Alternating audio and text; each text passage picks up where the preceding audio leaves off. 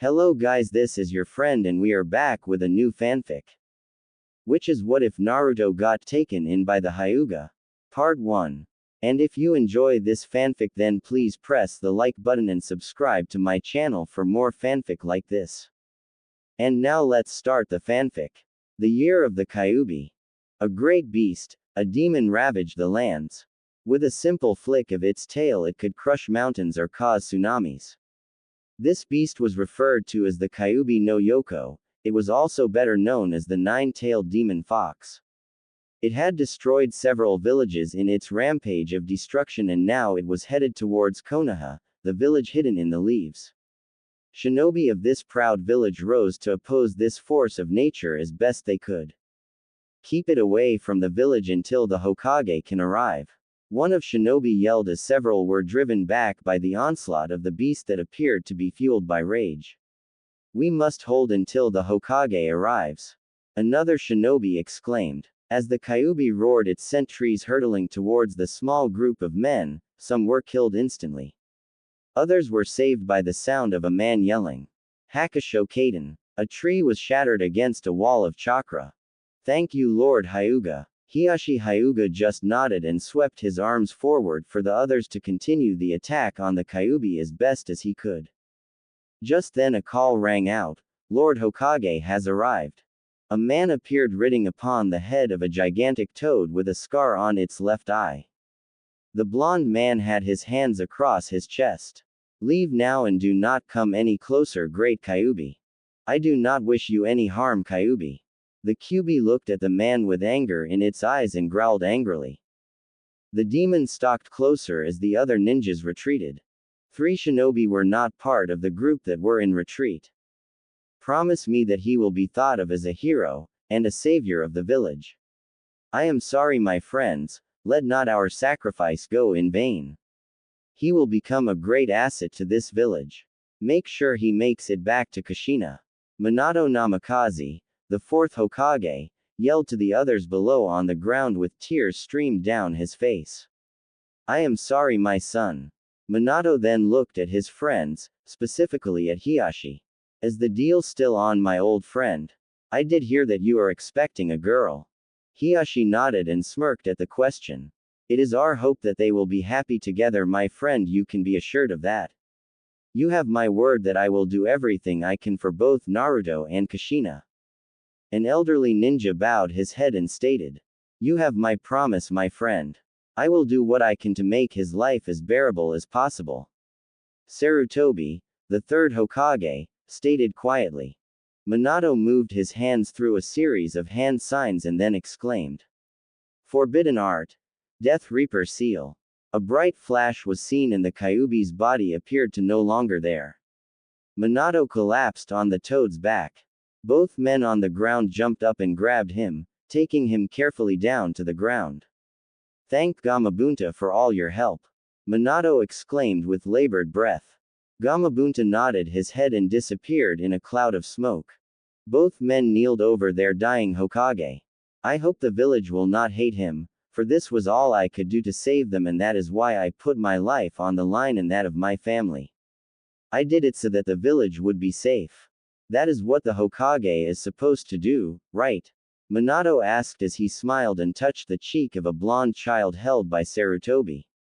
The other men only nodded as they saw the life drain from their friend. We will do what we can for him. Sarutobi whispered under his breath. A kunoichi appeared and took the crying blonde baby from Sarutobi. She wrapped the boy in a swaddle, a seal evident on the boy's stomach as she covered him and tried to ease his crying. Now bring Naruto and we will head back to the village. In a cave not far away from the village there are 2 figures. So you are not dead? No, but the fight was nearly as taxing as the one with the Shodai. Now get rid of the other one as there is no way I can control it. As you wish my leader. I even brought 2 to help me with sealing it.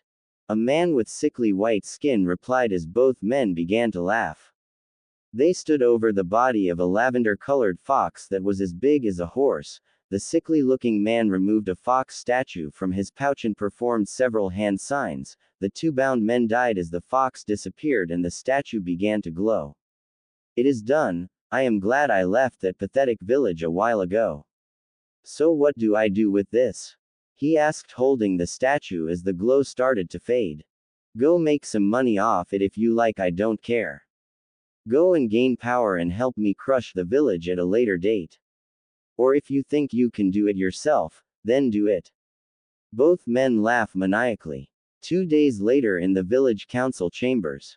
The same argument had continued while the blonde baby is tended to in the corner. I say he should die, that would save the village. I call for his death. Fugaku Uchiha exclaimed, slamming his fist on the table. This caused Naruto to wake and start to cry. That is so typical of an Uchiha, calling for the death of an innocent.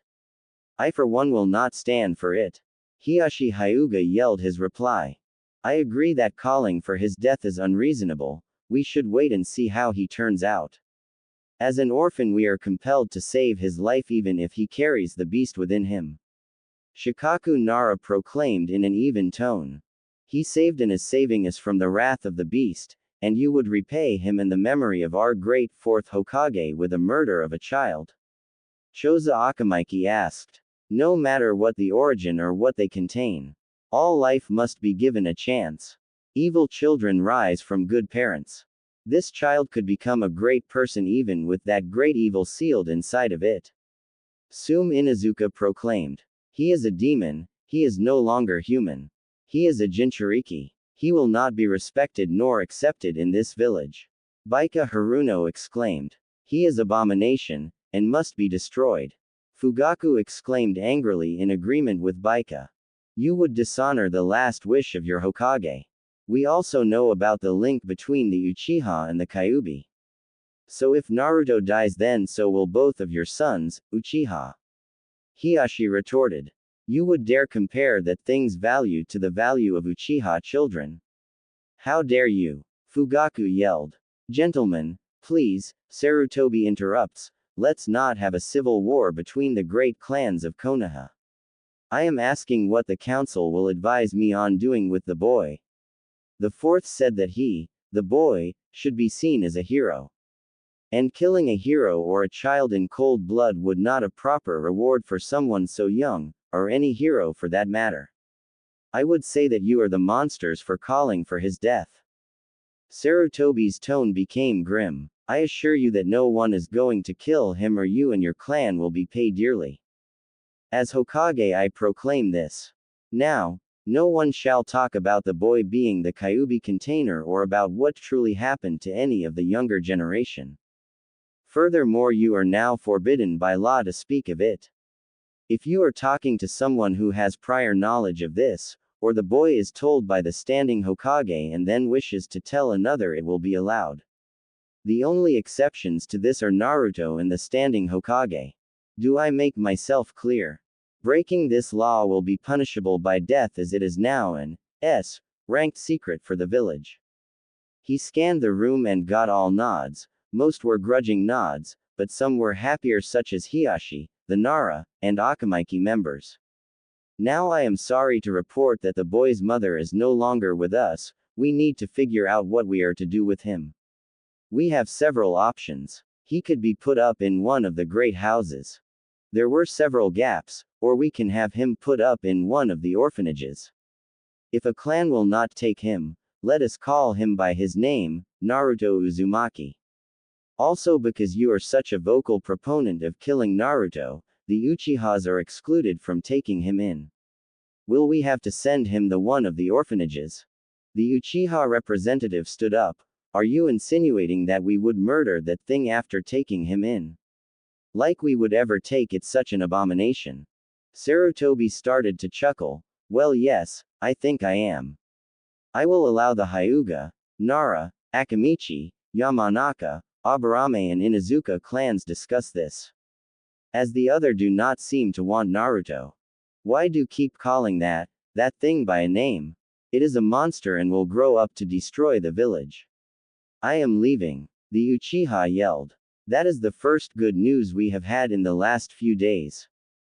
Hiyashi exclaimed, to a chorus of laughter. After 10 minutes the chatter from the clan heads and the civilian council members at the table, they finally begin to settle down, especially after the Haruno representative left in a huff. She left after having a bitter argument over Naruto over how he should be raised. Haruno wanted Naruto left on the streets so that he would have to fend for himself, while the Inuzuka representative wanted Naruto raised in a loving home so that he could reach his full potential. Sarutobi looked at the group questioningly. So have you made a decision? Hiyashi replies, yes, Sandame, we have. Most of the families will have interaction with Naruto, the Hyugas will care for and assure the safety of the boy, the Nara will work with him on his mind, the Akamaiki will work on his taijutsu. Some of the others have agreed to help but do not want to be known that they are helping. The Abarames want to help also, they are not sure how they can help him but they will. And no, they will not offer him to their insect colonies to become a host. Yes, I know my wife is expecting, but it will be good to have another face in the house. I am sure she will be happy to help care for Naruto. I see, very well then. Sarutobi acknowledged. So now that it has been decided, as a side note, if the boy wishes to become a shinobi it will be allowed. Again, I must tell you that the people who do not know about what happened to the boy should not know. This is for his protection and that of the village. Again, I have made all information about him an S-class secret. Are there any objections? Sarutobi asked, and there were none. A couple months later on the Hyuga estate there was the birth of a baby girl, and a happy times had come to the head family of the Hyuga clan. Well, my darling wife, what shall we name her? Hiyashi looked proudly upon his wife and daughter. Hinata sounds good, don't you agree, Hiyashi? His wife said as she cradled a giggling baby in her arms. Hiyashi nodded, as this was the proudest moment in his life. The second was bringing Naruto into the household whom he was holding. Will we honor our agreement? And we did have a girl. Hiyashi nodded. Well, of course we will. But we will have to make sure he understands that he is a guest, not a true member of the family, for this to work. It could cause problems though, but we will cross that bridge when we come to it. Several of the eyes in the Hyuga household were not so happy as the Hiyashi and his wife's. Others were planning to remove the taint from the Hyuga household. The demon would either be killed or sent away. Naruto's and Hinata's first year was a happy one, as they did not leave Hinata's mother's side. Naruto was walking, actually running, at 8 months. Hinata started to walk around 9 months with the help of Naruto, of course. About a year and 3 months after Naruto was born, there was a meeting between the sickly-looking man and the Raikage. This is an example of how you can seal a demon into an object, but you can of course seal it into a person, like they did the 9-tailed fox in Konoha. With this knowledge you can create a weapon for your village. Here is the scroll that has information on how you might be able to deal with your, shall we say, problems. But the caster must give up his life for it to work, and you will need a newborn infant to seal the beast in. The formula is not complete, as I was not able to get all the information from Konoha, but I am sure you can finish it. Also, here is another scroll that will release the demon that is sealed into this statue into a body, so you can have yet another demon vessel. The thin, sickly, long-haired man explained, holding a statue of a fox. So Orochimaru, what is the cost of this? The Raikage asked. Only help in financing a village for me to control, of course we would be allies. Orochimaru answered. That sounds reasonable. The Raikage replied as they both laughed. 6 months later, in the country of lightning, an 8-tailed dragon is moving through the countryside. Several mist ninja raced towards it with a baby being held by one of the shinobi. One of the shinobi started to mutter something and the dragon disappears in a flash of light. The man collapses as a seal appears on the stomach of the baby boy and the baby began to cry. Take him to the cell with the old man. The lead shinobi orders the kunoichi holding the baby. At least the old man was able to help finish the seal information, so it was successful this time. The group headed back to Kumo, where the baby was put into a cell with an elderly man for him to make the child into a weapon. They arrived and are greeted by the Raikage at the gates of the village. Was the sealing a success? The Reikage asked as the men nod and the kunoichi continued on to the prison. Good. You followed my orders that he be put with the old man and we shall see if he will become a good weapon. Now get out of my sight. The kunoichi entered the cell and handed the child to a cell to an elderly man in the cell.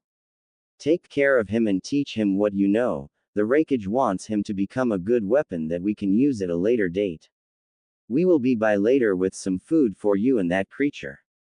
The old man smiles at the child but then frowns at the kunoichi and the guards. I will do as you ask, I will teach the boy, but I cannot guarantee he will become a weapon. I will raise him and teach him what I can. The chakra seal will be a hindrance to my teachings, could you please remove them?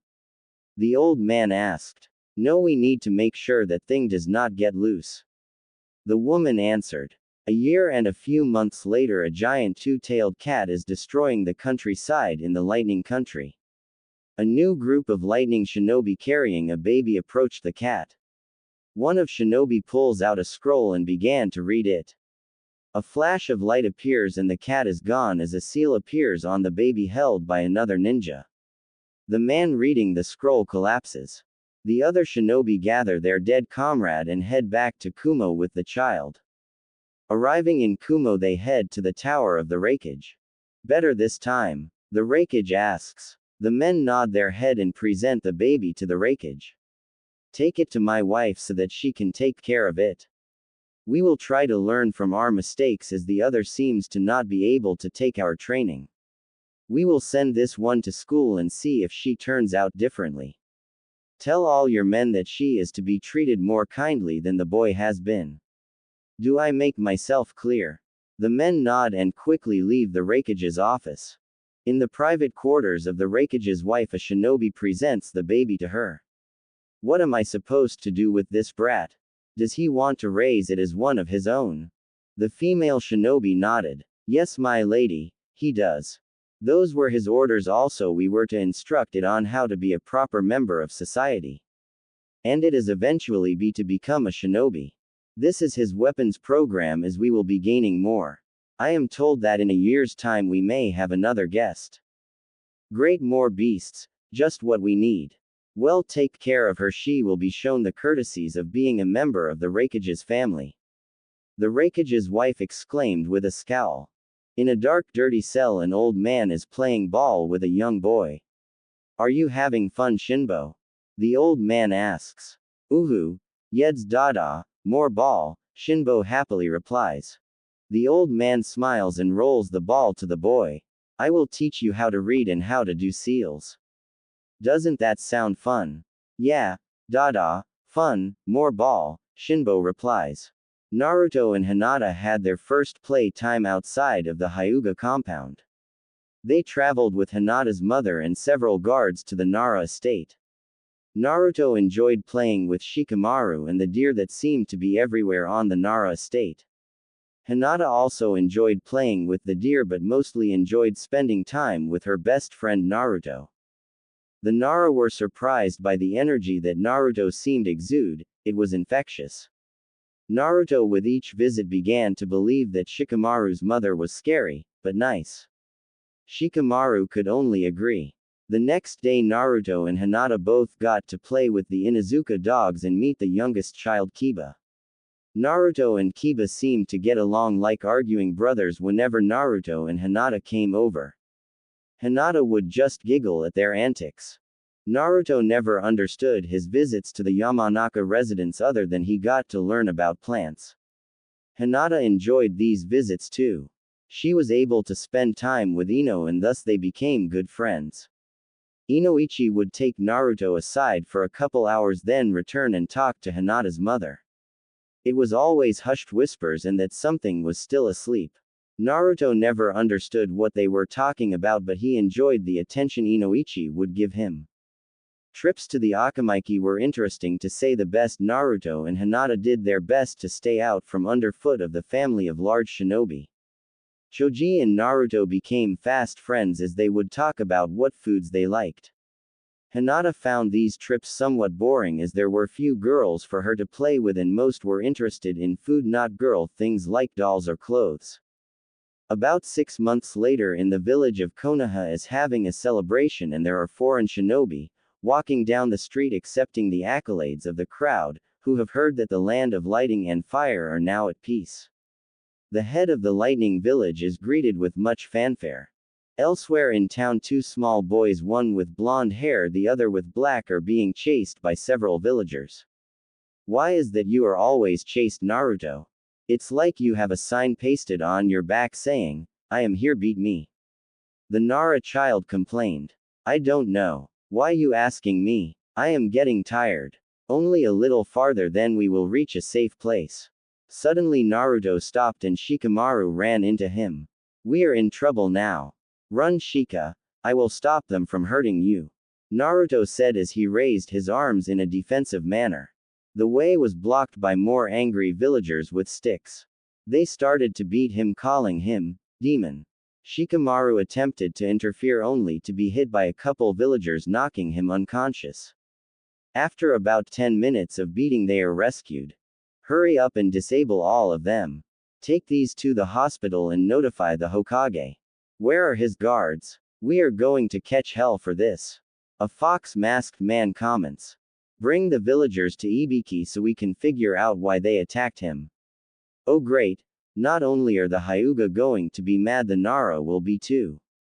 This is not going to be a good day. The Anbu man just shook his head. They are both barely breathing and bleeding. I am taking them now. An owl-masked Anbu agent said as he picked up both boys. Go. We can clean up here. The fox-masked ordered. The owl-masked agent jumped to the rooftops and headed to the hospital. This is a mess. We have to deal with security around the kid and also deal with having lightning ninja in town. I hope the day doesn't get any worse. Elsewhere the Hyugas are having a meeting. Father, she looks pretty. A young Neji says to his father Hizashi as he looks at Hinata. He smiles at his son, patting his head. It is Hinata's 3rd birthday. I think it is time to take Neji under my wing. Hiyashi comments to his brother. Yes, it's time, I guess. And congratulations on your 3rd birthday, Lady Hinata. Hizashi replies as Hinata moves behind her father's leg shyly. Later that day, Hinata is at Naruto's bedside crying as he is lying covered in bandages. Hiyashi is looking very mad. What happened? He was supposed to have Anbu protection coming home from the Nara house today. How could this happen? A man in an owl mask replies, and Uchiha was assigned to guard him. He has been brought up on charges and speaking to Ibiki right now, as are the villagers that did this to him. They also beat the Nara child, but not as badly, as he appeared to be protecting him. The Uchihas want their man back, but the Nara are forcing the issue. Am I to assume that you are also going to force the issue? Hiyashi nods. With the head of the land of lightning here, how could they want to hurt him? Him, of all people. It isn't even the anniversary of the attack. Hiyashi trails off. I am sorry, Lord Hiyashi. I know your clan had personal business today and thus were relying on Anbu to deal with this. I am sorry we let you down. It will not happen again, as the man in charge of the rotations was also an Uchiha. He is also talking to Ibiki. A smirk crossed Hiyashi's face, then a frown. I know the Uchihas have it in for him, but I did not know the lengths they would go to hurt or kill him. Again, I am sorry, but I must report to the Hokage. But the good news is that he is well enough to go home with you later this afternoon. The last statement was louder than the rest and was heard by a crying young girl, who stopped crying and cheered up some. Later that evening, a couple of figures were sneaking onto the Hyuga estate. They snuck into Hinata's bedchamber, pulled out a small statue of a fox and pulling up her shirt to reveal her stomach. They then cast a genjutsu on her to sleep more deeply. They painted a seal on her stomach and one started to chant. The statue started to glow, and a light moved from the statue to the young girl. It is done, said one of the men to the other. As the other picked Hinata up, a shuffling was heard outside the door, and a shadow of a child came through the wall. The first threw a kunai through the wall and heard a thud of a hit on the small figure. Ow! That hurt. What is going on in Hinata's room? A young boy's voice called out as he opened the door. Two more kunai hit the bandaged boy who was now bleeding from the first hit. He threw the kunai that had hit him at one of the intruders, hitting him squarely in the throat. The dying ninja just fell to the floor as the other hit Naruto as he passed him and started to run off. A few moments later, Hiyashi caught the intruder who was stealing his daughter and activated his Byakugan, then in one move slammed his hand over the heart of the intruder, destroying his heart, killing the man instantly. He recovered his daughter as the man fell to the ground. He then hurried in as he had heard Naruto's screams. He found him in a pool of blood. He immediately called for assistance, where several guards showed up quickly. They rushed both Naruto and Hinata to the hospital. At the hospital, several of the doctors were in need of help from an infuriated Hyuga who would attack any doctor who would not aid Naruto.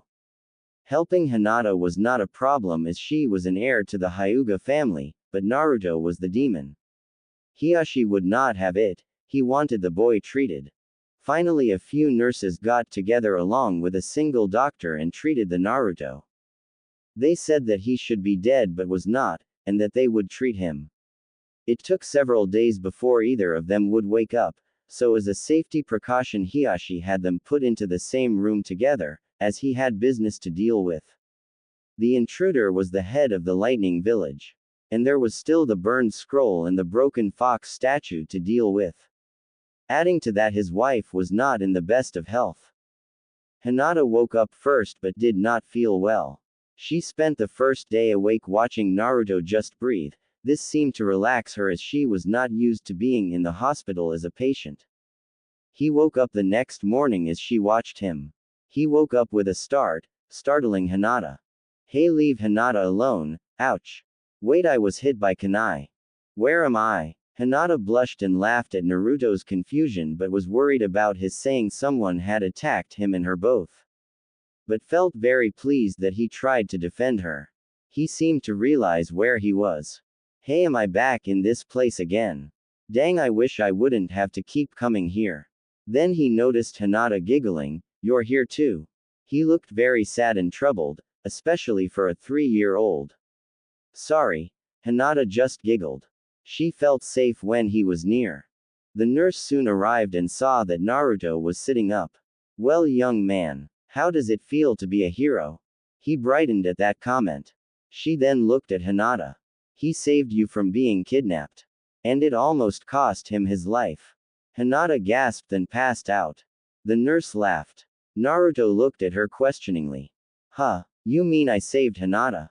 A huge grin crossed his face. But what do you mean almost cost my life? His mood seemed to change to worry. She smiled. Well, son, you nearly died. Color drained from Naruto's face. After the beating you took yesterday, you got yourself stuck by 3 kunai. All were well placed to bleed you to death. Good thing you heal very quickly and you were brought here by Lord Hiyashi quickly after the incident. The door opens again, this time it is Lord Hiyashi, Shikaku Nara, and Choza Akamichi. They entered the room smiling. Well, Naruto, how are you feeling? Are you ready to marry Hinata? Because of you saving her, you are now in charge of protecting her. And I cannot think of a better way to protect her than as her husband. Again the color left Naruto's face as Hiyashi spoke those words with a huge smile on his face. He was partially joking and partially because of a certain agreement. Hiyashi laughed at Naruto was trying to mouth the word marry. Stop teasing the boy, it is tiresome. Shikaku commented with a smile as color returned to Naruto's face. Naruto did not like many adults as most were mean to him. Hiyashi was like a father, but Hinata was his best friend and he wanted it to stay that way always. They were visited by Shikamaru Nara the next day as he was finally recovering from his injuries from helping defend Naruto from the villager. Man, you are nothing but trouble, Naruto. Laughing at his comment, if they were after you, why they hurt me too. Naruto could only just shake his head. But, you hero now. I like being friends with hero. On the other side of town in the Uchiha complex, Hiyashi is going to die and we can be happy when the Hyugas push the boy out and we can finally rid the village of that demon menace. We will then deal with the stragglers that are attempting to leave the clan so that the Uchiha line will remain pure. We can also push for an arranged marriage with the Hyuga to increase the potency of both bloodlines. But Hiyashi will not have this, he will fight it and not let her go so easily. An Uchiha elder commented, with Hiyashi out of the way I am sure we can arrange it. Which would be better in your opinion, Itachi or Sasuke? Sasuke would be the better age match and he is more malleable as he will do what he is told but he is not as skilled as Itachi. Fugaku commented, but that is tertiary to destroying the danger to the village, the demon child must die. Hinata and Naruto were let out of the hospital a few days later. A Hyuga escort was there to take them to the compound as Hiyashi was busy dealing with his brother choosing to die for his brother over the kidnapping incident. Neji started to grow cold to both Naruto and Hinata. Over the next couple years incident and accidents dealing with Naruto continued to increase. Naruto takes Hiyashi's comments to heart and on several occasions defends Hinata from other children bullying her.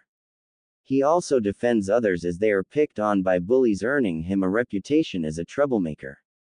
But the guards come to like Naruto as he is making their jobs somewhat easier. He is also attacked on more occasions. The Anbu squad is kept busy, but they make sure that no Uchiha is put in any place where they can come close to Naruto. A little more than 2 years later, Hiyashi is in his study. His tears seem to not end. His beloved wife died giving birth to their second daughter, now his brother and his wife were gone. The clan elders were pushing him to send Naruto away, and they wanted Hinata to prove herself as a Hyuga. He has gone numb not being able to face them anymore and argue with them on all these subjects. He is dreading this meeting with the elders. They have a lot of leverage, but the worst thing is that he does not have the will to fight. Why so soon after her death do they push me? I know some do not like Naruto, but most of those not on the council enjoy Naruto being around. They find him a bundle of joy and do not want him to leave.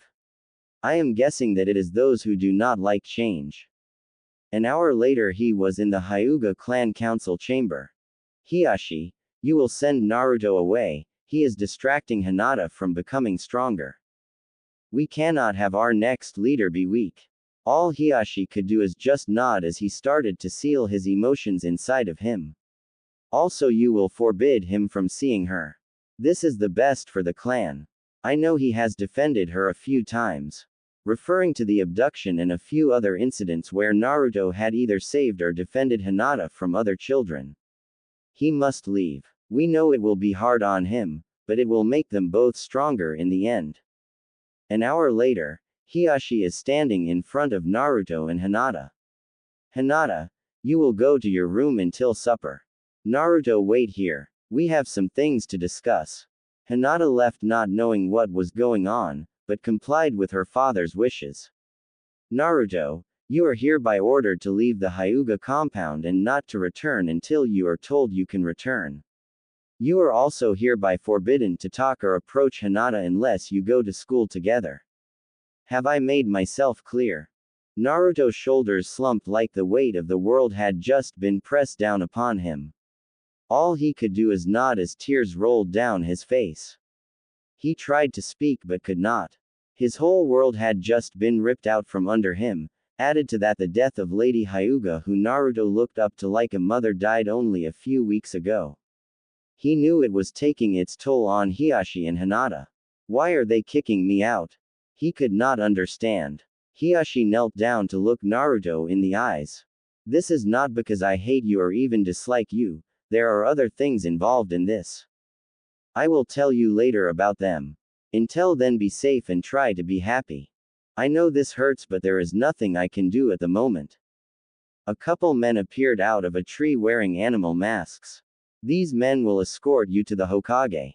He has set up a residence for you so that you can live on your own. Turning away, not able to face the boy as it would break him into pieces. Be strong. I know you want to be Hokage. Make that your dream. If not, find a dream and seek it out. Now go, we will send your stuff to you. Hiyashi walked back into the compound, slamming shut the door and the window to his emotions. Naruto walked up to the two men with animal masks and followed them. One talked to Naruto, cheer up. Things are different, but they will improve. With that, they walked silently, other than the constant sobs of Naruto, to the Hokage's tower.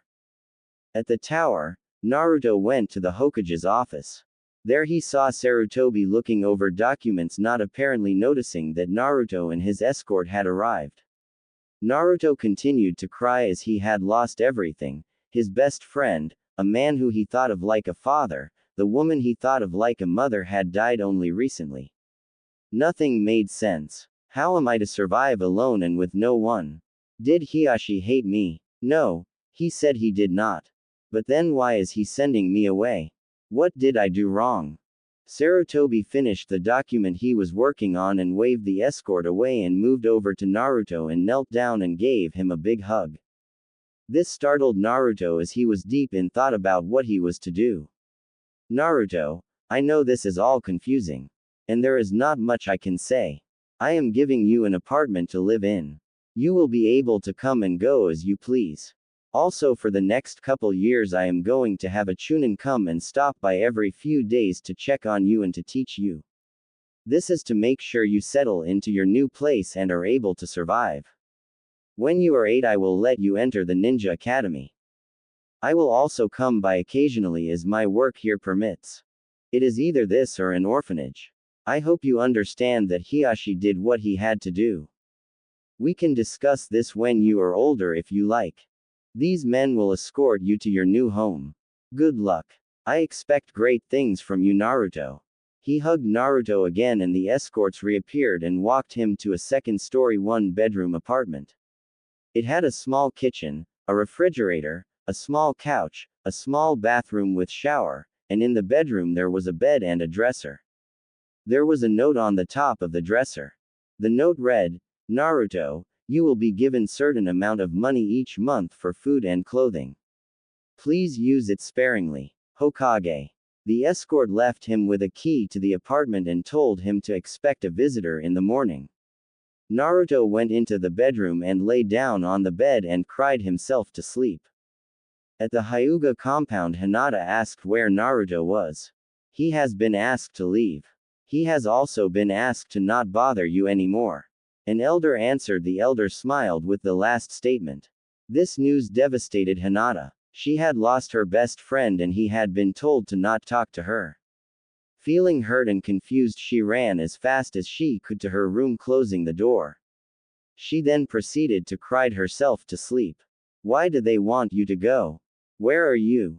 The next day Naruto did not feel like getting up even when there was a knock at the door. He just lay on the bed, not wanting to do anything, not even think. He heard the door open and someone walk in. Naruto. Are you here? Asked a sweet voice. Naruto, are you here? The voice seemed to become panicked. Naruto, are you here? Please, Naruto, be alright. A woman ran into the bedroom with a look of terror in her jade green eyes. All Naruto could do was stare at her eyes. Seeing Naruto, she put her hands on her chest. Naruto, there you are. You had me scared. My name is Keiko. I am very pleased to meet you. She bowed to Naruto. I have been appointed your temporary guardian. I will also be instructing you on several subjects. These will include basic shinobi training, housekeeping, and finances. Do you have any questions? Naruto, dumbfounded, just shook his head no. Okay Naruto, let's get you unpacked. She said with a chipper voice. The rest of the day was spent unpacking the few boxes that had come from his room at the Hyuga compound. They then went into town to get some more supplies. She later showed him how to cook in safety with the stove. You should not be out without escort at nights. Also, it would be better for you to eat here at home.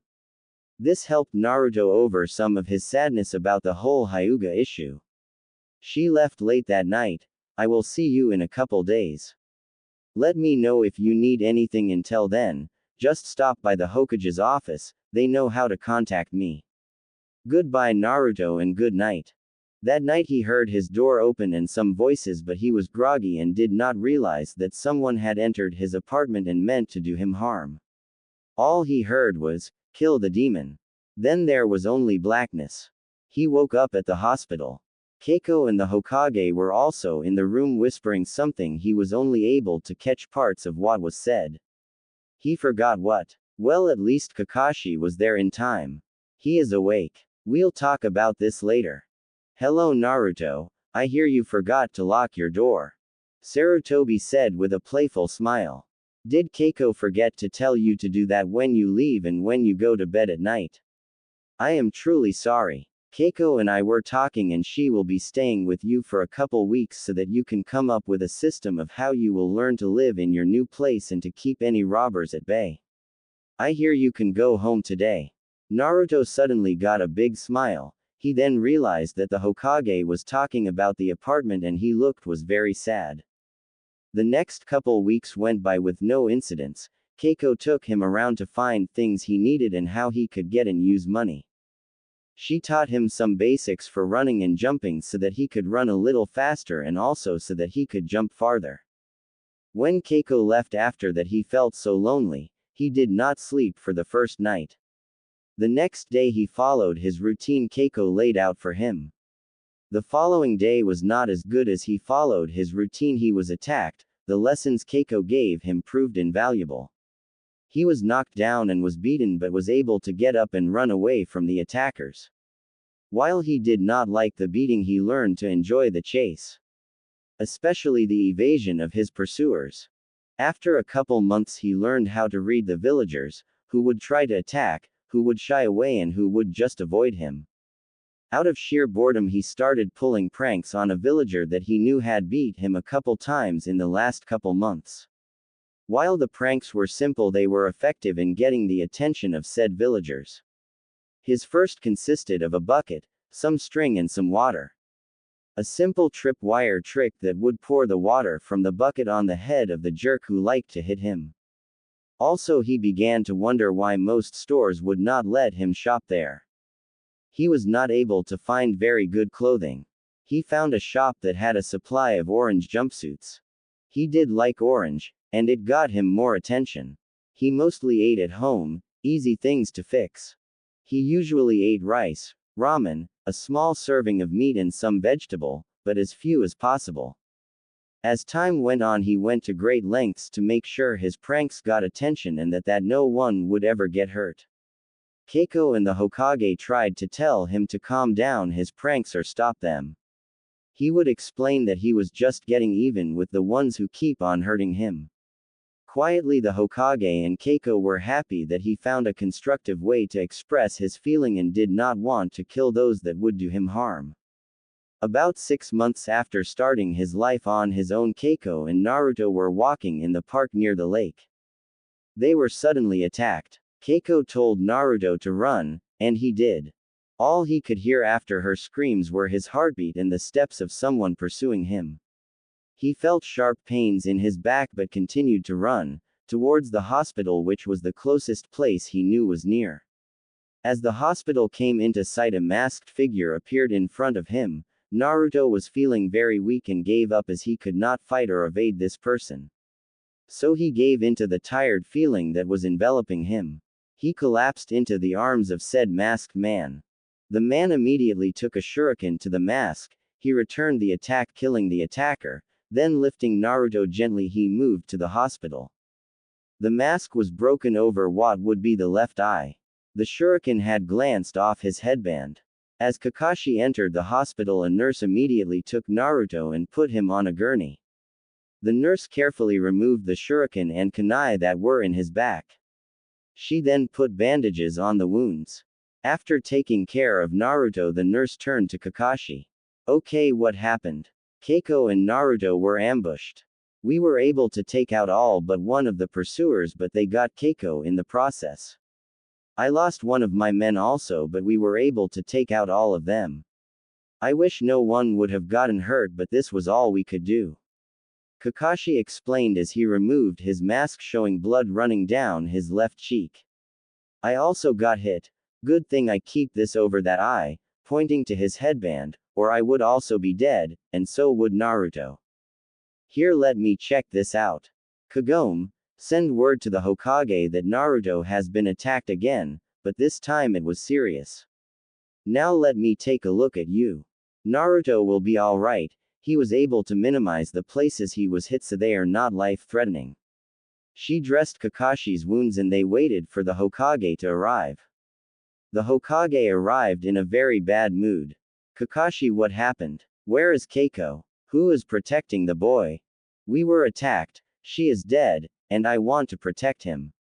As such, I would like to leave Anbu, as I can't just stand by and watch as evil people try to kill Naruto. I will watch over him when missions allow. I know how Anbu works, so I would be a perfect protector of him. It was the Uchihas again. Kakashi answered angrily. Calm down, Kakashi. Do you know what raising a boy entails? He is still growing, he needs guidance, that is why I had Keiko guarding and instructing him. Did you know Keiko was an Uchiha? My guess was that they were after them both. They targeted her for disobeying the head of the clan and him for being who he is. Sarutobi said, shaking his head from side to side with a sad look on his face. What can you offer him other than your protection? There are few in the village that will have anything to do with him. At least the other nobles allow their children to play with him, but that is only sparingly. Quite a few of the Anbu do not like Naruto. What will you do when he enters the academy? Let him do as he wants. He is a prankster that could become very valuable if he could use that on a mission where it is needed for distractions. Heck, with that blonde head of his, we could take him on the border with the land of stones and scare the heck out of them, as he looks like the second coming of my old teacher, the fourth Hokage. A look of solace hit Kakashi's face. I liked Keiko, she was good for him.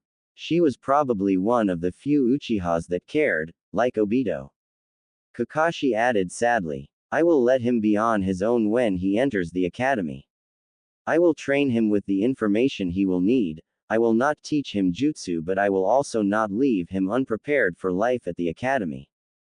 Sarutobi nodded his agreement. Then you will be working as a Jonin instructor when you release Naruto. You can have him as a pupil if you like, but I must say you must be fair with all your possible genin students. Kakashi nodded. Naruto was released a few days later and was greeted by Kakashi. Hello Naruto, I will be your new guardian. My name is Kakashi Hatake. I will keep the schedule that Keiko was keeping with you. Also, I will leave a friend with you so that you can stay out of most trouble, like the other night. Naruto sadly nodded. So Keiko left me. Looking very sad. Will you leave me too? Kakashi put a hand on Naruto's shoulder. Naruto, I will leave you to go on missions, but I will leave someone with you to watch over you. Keiko left you, but not willingly. From what I could tell, she loved you like a brother. I am sorry she did not make it. She died making sure you made it to the hospital. I am sorry. With that, they walked to Naruto's apartment. Tomorrow I will give you some training and we can work on some neat things.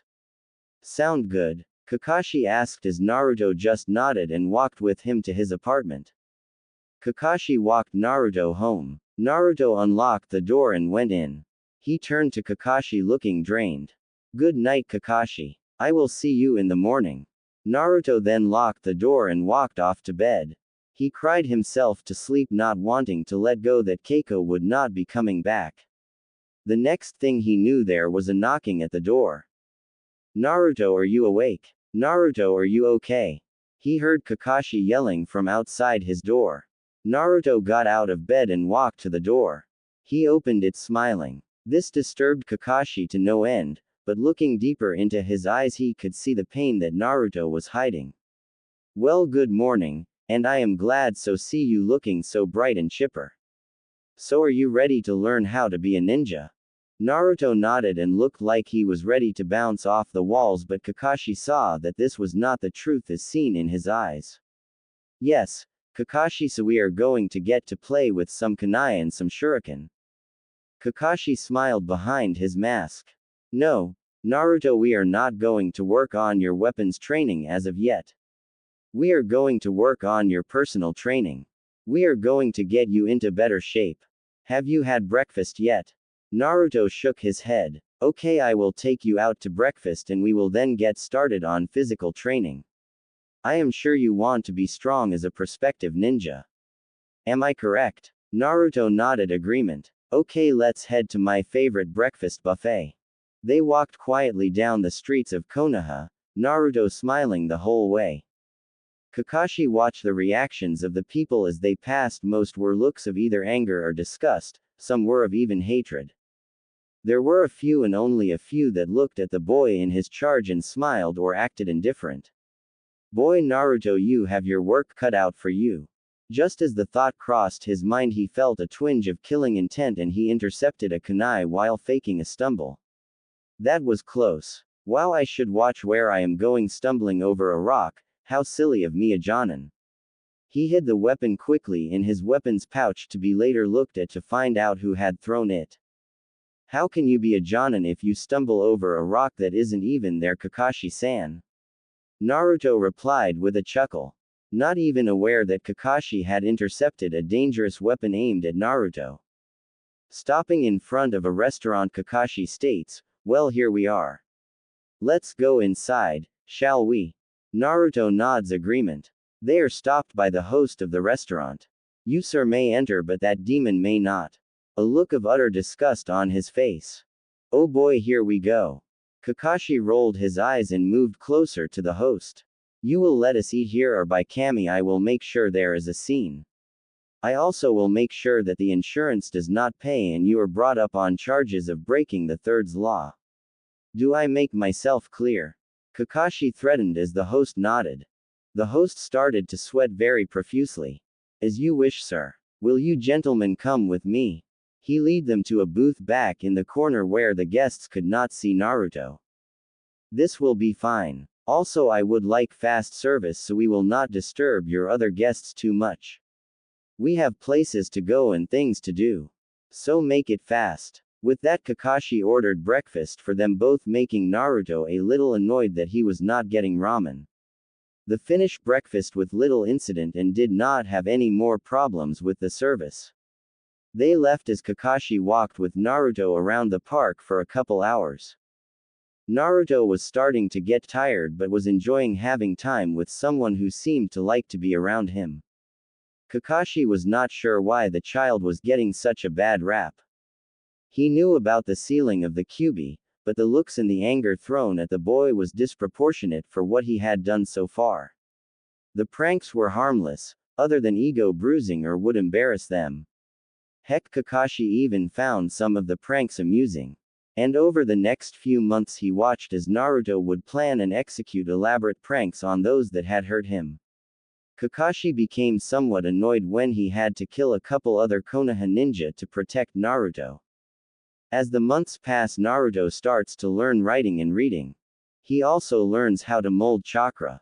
This in itself has its problems. He has such a reserve for a small child that Kakashi is astonished. Naruto during this time also gets to meet Kakashi's summoned dog pack. When Kakashi is off on a mission, he leaves one of the dogs with Naruto to keep an eye on him. After the death of a total of 6 ninja who attempted to attack Naruto when he is being watched by Kakashi, the attacks in his presence stop. On Naruto's next birthday, Kakashi is away and Naruto is with Pakken. They are attacked. Pakken is slightly injured but Naruto is again injured badly. While Pakken is fighting, Naruto disappears but he hears a voice say, I will take him to the hospital. Anbu arrived shortly after that and Pakken tell them that Naruto is with a friend. Naruto wakes up the next morning with a patched up Pakken sitting on his chest. Hey kid, you are lucky he showed up or you would not have made it. Naruto looking at Pakken with confusion written all over his face. I tell you that you have friends around here but do not see them. He said not to tell you who he was but to keep up hope. He said that you will be a strong person one day, and he looks forward to seeing you then. Come on, Pakken. Who was it? Naruto asked pleadingly. I cannot tell you but you will eventually see him. That is all I can tell you. Now heal up and do not take off from here until they discharge you. I will keep an eye out for trouble for you. But I think that this should be safe. By the way, sorry you had such a bad birthday. The fourth sends his best wishes and apologies for the villagers. Naruto weakly smiles. Why do they keep the worst attacks for my birthday? Not sure, kid, but they are also mostly drunk from the festival. So you tell me. You are a good kid and nice to boot. Why they attack you is beyond me. Raising his paw, here you can feel my pads. They are nice and squishy. Naruto laughed and rubbed Pakin's paw, making the dog really happy. During the day, Naruto got a couple visitors: Shikamaru, Shikaku, Ino, Inochi, Choza and Choji. They talked for a little while, but eventually all had to go. There was one doctor who kept on checking in on Naruto and looking at his injuries. You are such a good patient, you make my job so easy. Now you get some rest and we should be able to let you out of here tomorrow afternoon. Looking at Naruto with a strange look on his face. You know most people would be dead from your injuries. But you will be healed mostly up in a day or so. When we let you out, you will need to take it easy for a couple days. Then you should be back to normal. Getting up, he walks to the door. Naruto, keep safe. While I enjoy your visits, I would prefer you coming in with a cold rather than near mortal injuries. Okay. Naruto nods as he leaves the room. I like that guy, he is not like the other doctors. I smell no fear or anger on him like I do the others. Pakin commented as Naruto looked at him in confusion. I know that most people do not like me. But this doctor and the nurse seem to like me and treat me well. Naruto looked at Pakin and started talking. I know what you mean. Most of the villagers seem to either hate me or fear me. I have been beaten, burned, stabbed, thrown, and hurt so many times in ways I don't care to remember, and I am only 6 years old. Why do they keep doing this? Naruto asked as tears started to roll down his face. I don't want to cry.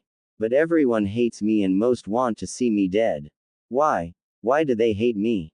How can there be so much hatred for just one kid? What did I ever do? Naruto laid back and buried his head in the pillow and cried himself to sleep. He woke up a few hours later when Pakin licked his face. Hey Naruto, you have to get up now. Naruto, looking half asleep and confused, asked, why? Pakin was sniffing the air. Something is not right and we have to get out of here. I think we are going to get attacked again. So you ready? Get your keys and some pants on. Naruto did as Pakin ordered. Okay, fix the pillows like you are still in the bed and we will slip out the window. Good, think we are only on the second floor. Naruto fixed the pillows and covered them up with the sheets and then opened the window and jumped out. As they left the hospital grounds, they heard a cry of, "Die, you demon! Die!" Naruto and Pakin were well on their way to Naruto's apartment when they saw a mob forming near his house. Not good. Pakin commented. We can go around them, but they seem to want to go to your place. We should shadow them from the woods. Naruto nodded and walked with Pakin into the woods. Wait Naruto, I smell a dog and an Inuzuka.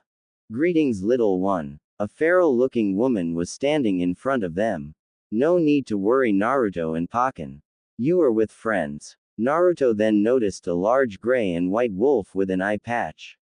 I am Sume Inuzuka. This here is my friend and companion Kuromaru. Pointing at the large dog with the eye patch, as the dog nodded. Now you can either deal with the mob or come with me and be safe. I will send some people to get some of your stuff for you. Will that be okay Naruto? How do you know my name? Naruto was getting scared now. This woman looked as wild as the untamed forest with large red tattoos on her face looking like fangs. Sume laughed. You are known to us. We were supposed to work with you on your abilities to track, but the Hyugas seem to not have the time to send you to us. Now come boy, we will talk of this over dinner while your so-called protector is out of town. Naruto followed. He smells of fox, Sume. Kuromaru quietly said. Yes I know, so keep the other dogs in line for our guest. Sume responded with a smile. She led Naruto and Pakin to the Inuzuka estate. A large 2-story building with a large kennel attached. Naruto was amazed at the sight of the place, and the smell too. He was a little nervous and could not tell why. All the dogs came up to him and sniffed him. This was a little unsettling for him as he was not used to dogs. The other members of the Inuzuka clan came and greeted Naruto, even a boy his age named Kiba. "You smell funny. I know the smell, I just can't place it," Kiba exclaimed. "I like to eat ramen, a lot. Maybe that is it," Naruto replied, smiling. "Nah, I can smell the ramen, but there is another familiar scent on you I just can't place." "Ow," Kiba yelped when Sum smacked him on the back of the head. "You will treat our guest nicely no matter what he smells like. Now let's get some food ready and go to bed. He will be staying with us until Kakashi returns." "Any questions?" Sum shouted to the clan in the middle of the hall. None had a problem with it. "Tomorrow we will start to train you in hunting and foraging. Sound good, Naruto?" Naruto nodded. They had a filling dinner, but it was not ramen, and Naruto was happy to get some of his clothes from his apartment. Being in a hospital gown and orange pants was not his idea of comfortable, and there were the bandages that were all over his body. He slept well even though he could smell dog or wet dog everywhere. He knew he was at least safe for the night. The next morning they went on a search for rabbits on the property.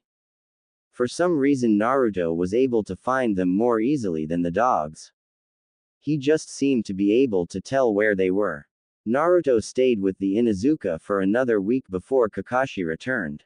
They had a small party to celebrate his 6th birthday and were surprised that it was better than the ones he had at the Hyuga compound.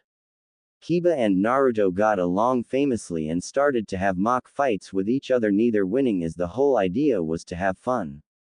The Inuzuka had Kakashi enroll Naruto in the academy so that he could learn how to read and write and start to learn how to be a shinobi. The first day at the academy, Naruto walked with the Inuzuka. To his surprise, he saw Hinata. He waved and she waved back. This made Naruto very happy until the Hyuga guards interposed themselves between Naruto and Hinata, all with evil stares. When they were seated, the instructor intentionally put Naruto in a corner and gave him a book to work on. He was also not able to bring it home. Hinata attempted to talk to Naruto, as did a few of the other students, but were blocked by the instructor. Naruto was not given recess with the other students. As the classes went on, Naruto became disenfranchised with the instructors as his questions were ignored and his work was always graded harshly without any information on how or why he was wrong. He started to not care and stole some of the books that the others were using to learn and worked on training himself. This was hard going at first, as Kakashi did not notice that Naruto was having problems with school. Kakashi would offer his help if he wanted it, but Naruto would refuse and give him a happy face. Kakashi assumed that things were going fine at the academy. 2 years from graduation, in the instructor's lounge. "Yes, Lord Hiyashi, how may I help the head of the Hyuga clan?" Iruka asked. "I would like you to take Naruto under your wing and keep him safe, because of being the head of the clan can only help him so much. I know that the Kyuubi killed your mother and father," looking sad. "He is not the Kyuubi. He is very good boy, misguided, but good. I hope you will come to see this. But please do not show him too much favoritism. Let him become who he will become. I would like you to help him along as a favor, but I hope you will eventually do it out of your own concern for a student. Also, I have the permission of the Hokage to talk to you about him being the container of the 9 tails." Quote. Iruka nodded. "I have seen him suffering. I will do what I can. But I will not necessarily go easy on him." Hiyashi nods. "I understand. As a second favor, I would also like you to keep an eye on my daughter Hinata. We hope she will have what it takes to become my heir. I am afraid she will be too much like her mother, and too soft." Iruka eyed him. "How so?" Hiyashi just says, "You will see." Well, they are only a couple years out from graduating from the academy. I will devote some of my time to meet them both and see what I can do to help." Iruka responded with a smile. Later that night, Itachi is standing over the dead bodies of his aunt and uncle confronting Sasuke. Foolish little brother. You will live because you are too weak. If you want to kill me, hate me, despise me. For only when you possess these eyes, only then will you be able to kill me. With that comment, Itachi left the Hidden Leaf village. A year later, Naruto is practicing shuriken throwing. His aim is deteriorating due to extreme fatigue. Hinata is watching him intently, from behind a tree. Naruto collapses and Hinata has a look of deep concern on her face, but does not move from her place immediately. Please get up, Naruto, Hinata thinking to herself. After 10 minutes of him not moving, she runs to his side. He is breathing heavily and sweating profusely. She cradles his head in her lap. I hope he is okay. Hiashi appears behind his daughter. Are you concerned for him? A look of fear appears on her face. Why, yes, father, I am. He pushed himself too far. I am scared for him. I am sorry if I broke any of the rules the council set up. Hiashi looks down upon the boy and inwardly smiles. Then we shall get him some help. And the rules were for Uzumaki-san, not you. He picked him up and then they headed off to the hospital. They arrive at the hospital. Hiashi brings Naruto to the admitting area. Name of patient, and condition.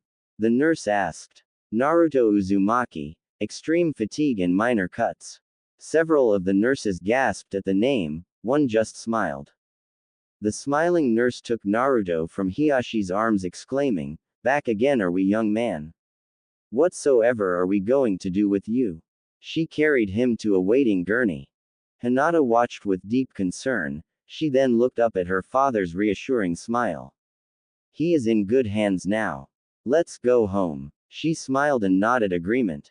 Later that evening at the Hyuga compound in the council chamber, an argument is going on. No, we will not have that demon in our midst anymore, yelled a council member. He is not a demon and he is the savior of this village. I am only asking that he be allowed to come back and live here to protect him for harm. He after all is keeping the demon at bay. Hiashi exclaimed. What next? You would have him marry your firstborn. She is as of yet not a worthy heir as it is. Hiashi fuming. You would speak to the main branch so. I should kill you where you stand. His anger is hitting the boiling point. Hinata's future is for me, her father, to determine at this point, and for her to determine as she get older. Back to Naruto. He is regularly beaten, stabbed, burned, and he is ridiculed by ones such as yourselves. He is working hard and is improving. He defended and protected my heir on several occasions. You would have him die out there where he is attacked on regular basis. He doesn't even understand why they try to kill him. And the law forbids us from telling him why he is so hated. You old prunes. His death would be a benefit to the village and we would be rid of the demon once and for all. Bigots all of you, you are not worthy to be a member of the council. You sound more like an Uchiha, not a Hyuga. Would you have me marry off my oldest to the Uchihas? Hiashi sighed. We are looking out for the good of the clan, not one individual. Most of us bear the child no ill will, but fear of what he might become is what we fear. We have seen the prankster side of him. As for a possible union of the Uchihas and the Hyuga, would that be so bad? An elderly Hyuga explains. Then we should continue to show him the benefits of human kindness, not the evils of hate and ungratefulness. I am done here if you say no. Hiashi looks around the chamber only to find a couple of people who appear to care. The rest either have looks of disgust or cannot look him in the eyes. He turns and leaves saying, I can tell what the decision is just by the looks on your faces. Good night. The next morning at the Hokage's office, Sarutobi is listening to Hiashi's report on how it went with the Hyuga clan council. I tell you, they would not listen to reason. The boy needs a family, a home, and needs guidance. I understand where you stand. I can do little for him myself other than visit him and try to make his life easier. Kakashi is working with him and the Inuzuka are also working with him. Sarutobi smoothing his beard, we enrolled him in the academy as planned. Now he can approach other children, and maybe find some more friends. I know the Nara, Akamaiki, and Inuzuka families let their children play with him. He seems to be doing fine. His pranks are at an all-time high, especially since the Keiko incident. Hiyashi's eyes appeared happy. I will also help out with money if need be. I have already got someone who is doing what you say as we speak, but he does it out of concern from his heart. Also, I intend to try to honor my promise to Minato. If Hinata will have him, she will be betrothed to Naruto. But we cannot let anyone know. I understand, and agree.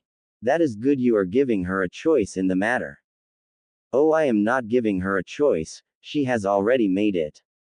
Hiyashi smiling, she is always following him and trying to get his attention but has not succeeded. We will give it time, they are only children anyways. And anyways he has saved her life. How can he forget that? How can I forget it? And when he approaches her he is always nice and kind to her. Also I am afraid I am going to have to shun her to help improve her abilities. I do not wish it, but the clan wants her to become the heir she is supposed to be. Quote, I understand, as I said I will do what I can for Naruto as I also care for him as I do all the people of this village. I wish you luck in your dealings with your clan and your daughter's development. I hope after this hardship she will like her present of being betrothed to Naruto. I will let her know on her 15th birthday that she is betrothed. He had a sly smile on his face. I will let her know that she will either have to find someone before her 18th birthday or I will have to honor my agreement. On her 18th I will inform her that it is Naruto, but she will have to get him to agree to it. Also I understand that he will inherit the Namikaze estate when he turns 18. Am I correct? Sarutobi had a sly smile on his face. Yes, that is true, and it is for Hokage's eyes only, document. How do you know about this? Hiyashi chuckled. Well, Minato and I talked as our wives. Not sure how they will run the Hyuga affairs, but when I retire I will try to make the problems as minimal as possible. Later the next day, just inside the Hyuga dojo, Hiyashi talks to Kurenai, sounding very harsh. Do what you will with her, she is not a worthy successor. She is even less than her sister who is 5 years her junior. Take her, and do what you must. I am sorry, my daughter, this is what must be done. I hope in time you will understand.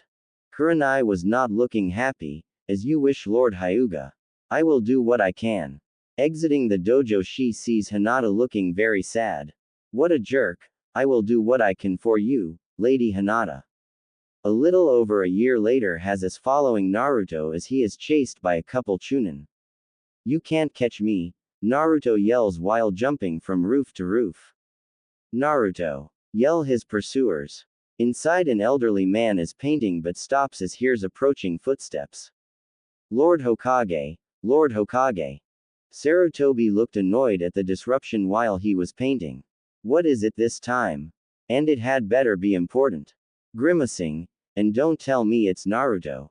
Both of the men who entered the room looked nervous, but it is Naruto. The Hokage rolled his eyes. What did he do this time? He asked. One of the men stated, he defaced the faces of the Hokages. Back outside, the boy is still being chased. He jumps down to the street and appears to jump back up to the rooftops. Both of his pursuers continue down the street. The fence seems to shimmer and a sheet is lowered, revealing the boy. Losers, he said as he was sticking his tongue out. Figures you'd fall for that. Naruto. Naruto is so startled he falls down. Iruka is breathing heavy, says, I finally caught you. What do you want, Iruka-sensei? What are you doing here? Exclaimed Naruto as he is rubbing his butt. Iruka looks really angry. No. What are you doing here? You should be in class. Iruka pulls out some rope as Naruto attempts to escape but is tied up and dragged back to class. Back in the classroom, most of the kids are snickering as Naruto is brought in all tied up. All but one who has a look of concern on her face. She has pale lavender eyes and short dark hair. Oh, Naruto-kun, I hope you are alright. I hope Iruka-sensei did not hurt you. Alright, Naruto, since you decided to skip the lesson we will review, exclaimed Iruka. A collective, oh, rang out from the other students. Okay, we will practice using the henge, or transformation jutsu. Okay, first up Sakura Haruno. Sakura transforms into Iruka, as Iruka checks her off his list. Sasuke Uchiha is next as Sakura attempts to get his attention with her ability to transform. He ignores her and transforms himself into Iruka. Don't screw this up, Naruto. Shikamaru exclaims. Yeah, we always pay for your screw-ups. Come on, Naruto, give us a break. Ino added in. Like I care. Naruto commented. Down the line of children, Hinata was watching Naruto and thinking, do your best, Naruto, as she was pushing her fingertips together. Transform. Naruto yells. A beautiful and naked girl with blonde ponytails appears, except for whiffs of smoke covering her most vital areas. This is my sexy jutsu. Iruka is flabbergasted, his jaw drops and he falls over backwards, nose bleeding. What? He gets back up, putting some tissue in both of his nostrils. Naruto is on the floor laughing so hard his sides ache. Naruto, what type of jutsu is that? Wait. Don't tell me and never do it again. Iruka finally gets the class back to some semblance of order. Tomorrow will be your finals. So practice hard. Iruka happily exclaimed as the students left for the day. The following day the class is assembled for the day. Okay, today the final will be on the clone jutsu. A universal round of came from the class. Naruto is called into the next room to take his test. He begins to build up chakra, and attempts to create a clone jutsu. A pathetic, almost comical version of Naruto was laying face down next to him. You fail, yelled Iruka. Naruto looked very sad and downtrodden. Come on, Iruka-sensei. We should pass him. Naruto perked up at Mizuki's comments. This is his third attempt at trying to pass, meaning he really does want to become a ninja. And he did replicate. I understand, Mizuki-sensei, but we cannot pass him. All the other students made at least 3 replications. He was only able to make 1. And look at it. It's pathetic. I am sorry, but we cannot pass him. Iruka explained.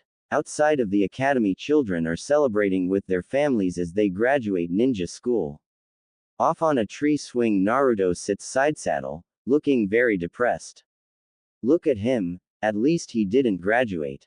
One woman exclaimed. It would be disastrous if he had passed. Because of what? Another woman says, only to be interrupted. You know we are not supposed to talk about that. Hinata, while happy, looks sadly upon Naruto, as did her father, just as Mizuki approaches Naruto. Hinata looks at her father, who looks sad for an instant, then turns to his daughter and smiles. Naruto and Mizuki disappear as Sarutobi talks to Iruka. We need to talk, Iruka. We see Naruto and Mizuki are sitting on a balcony somewhere in town. Iruka-sensei is tough, but he is not against you.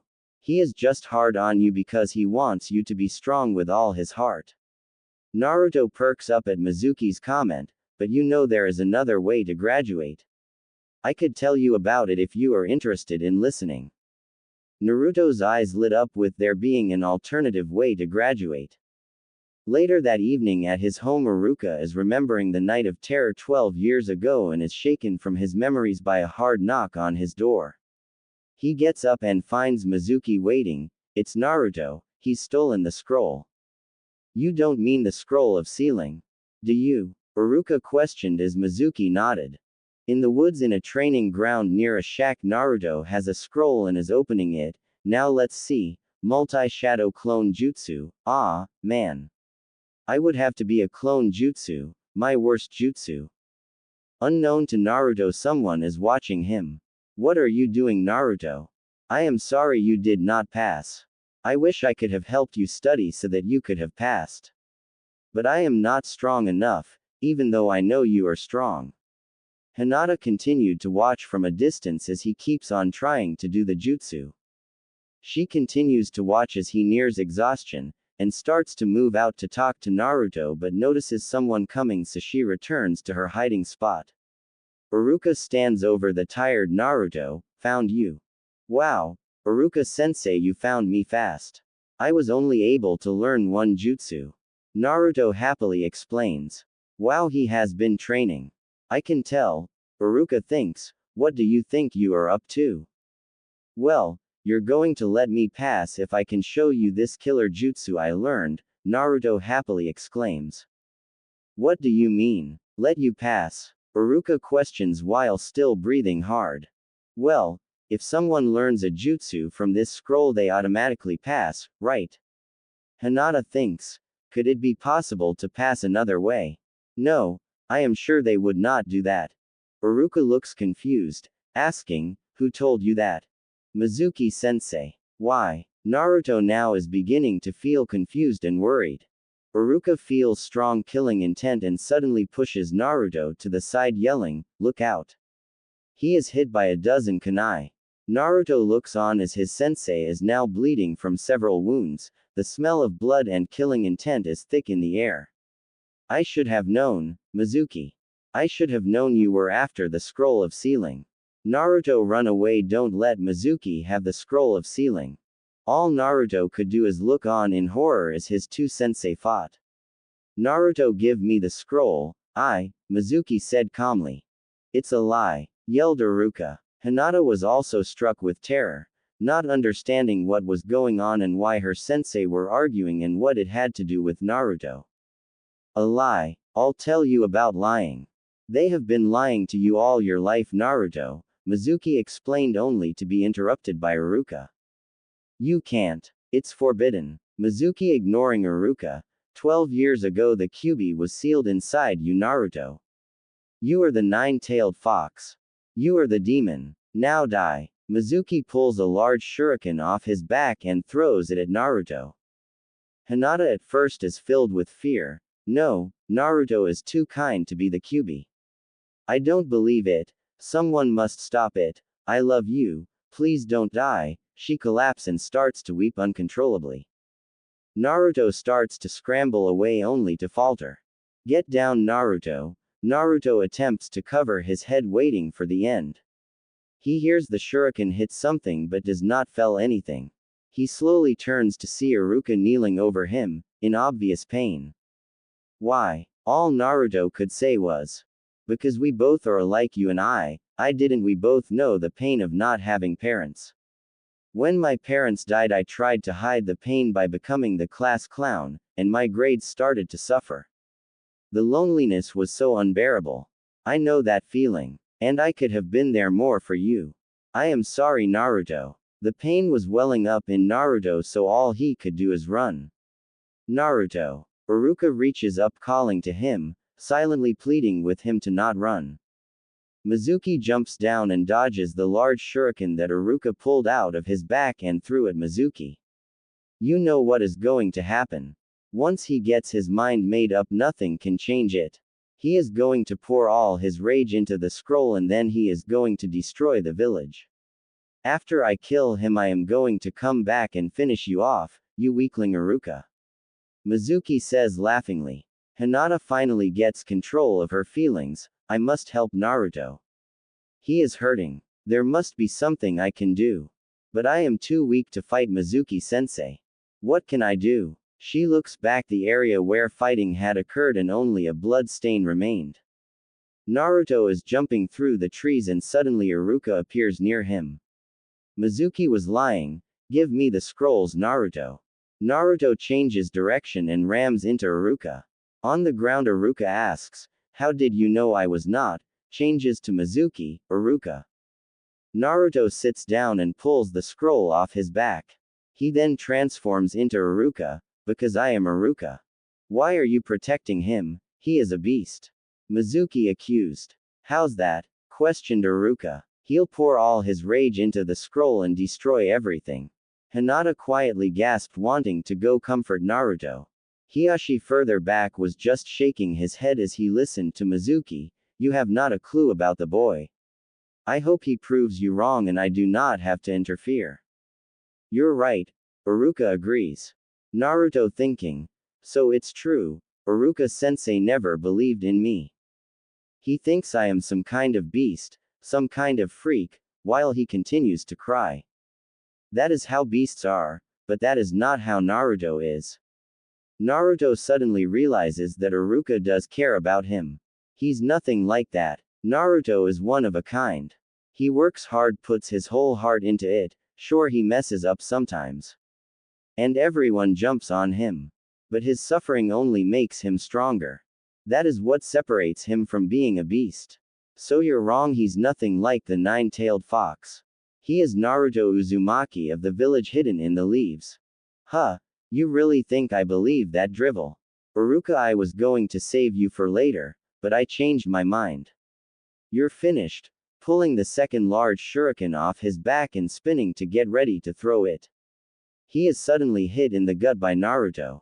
Naruto, Iruka says, surprised. And two other sets of eyes are surprised to see Naruto. Hiyashi and Hinata both are in different locations looking on.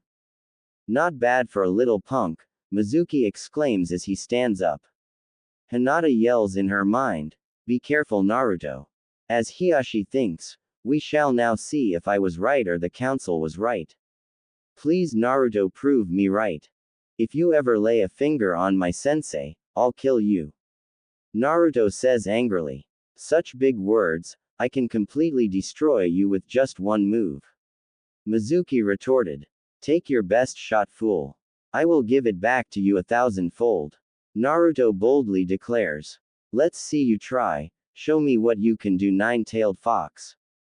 Naruto crosses his fingers into a hand sign while gathering chakra. Shadow Clone Jutsu, declares as hundreds of Naruto fill the clearing surrounding Mizuki.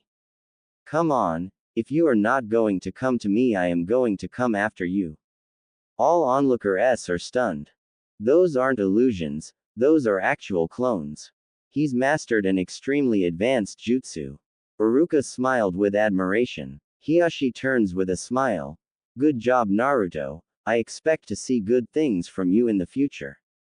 And Hinata, for now you can hide in the shadows, but please come out and talk to him.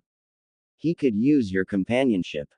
Hinata leaves in awe, but still disappointed that he did not pass graduation. Goodbye, Naruto, I hope to see you soon.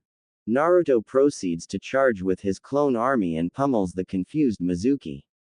Naruto laughs as he looks at the beaten and bruised Mizuki. Guess I went a little overboard. Naruto chuckles and scratches his head as he turns to Iruka. Iruka teasingly says, close your eyes. Naruto complies, as Iruka takes off his headband and puts it on Naruto.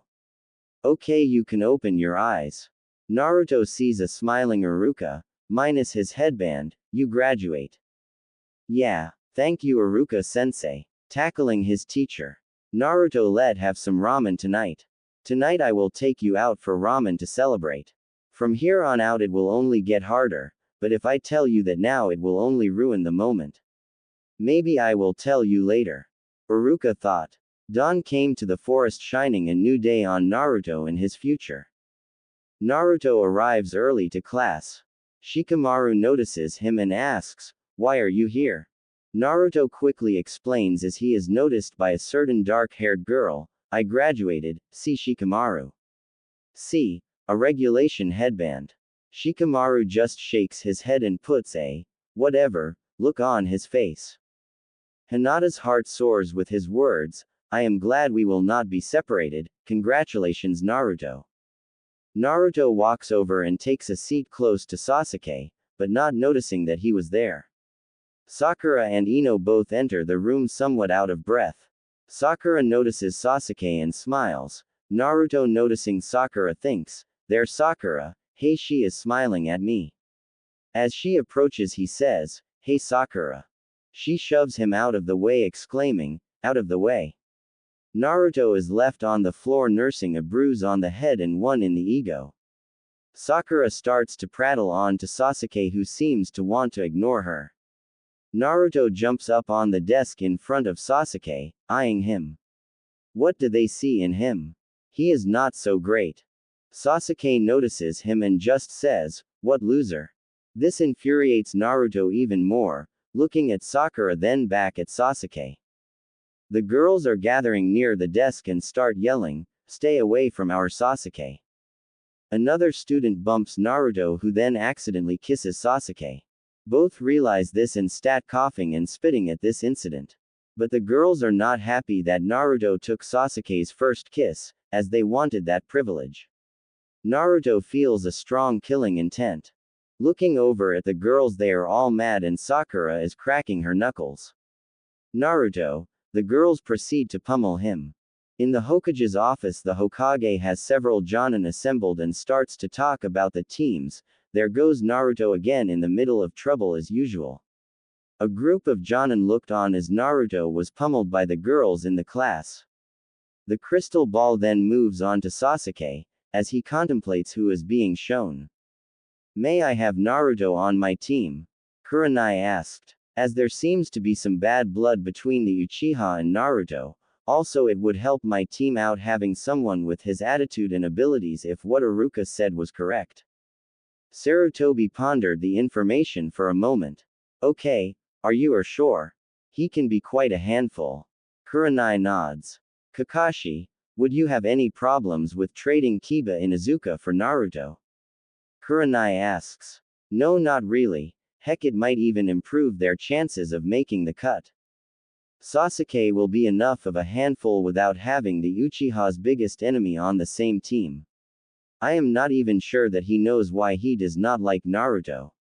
And as of right now, Naruto only likes 2 Uchiha and they are both dead. He is like a nephew to me, so please be good to him as he has a special spot in my heart. Also, I would not like to show favoritism as I have done some training of Naruto and he would ruin my test to boot. Kakashi added.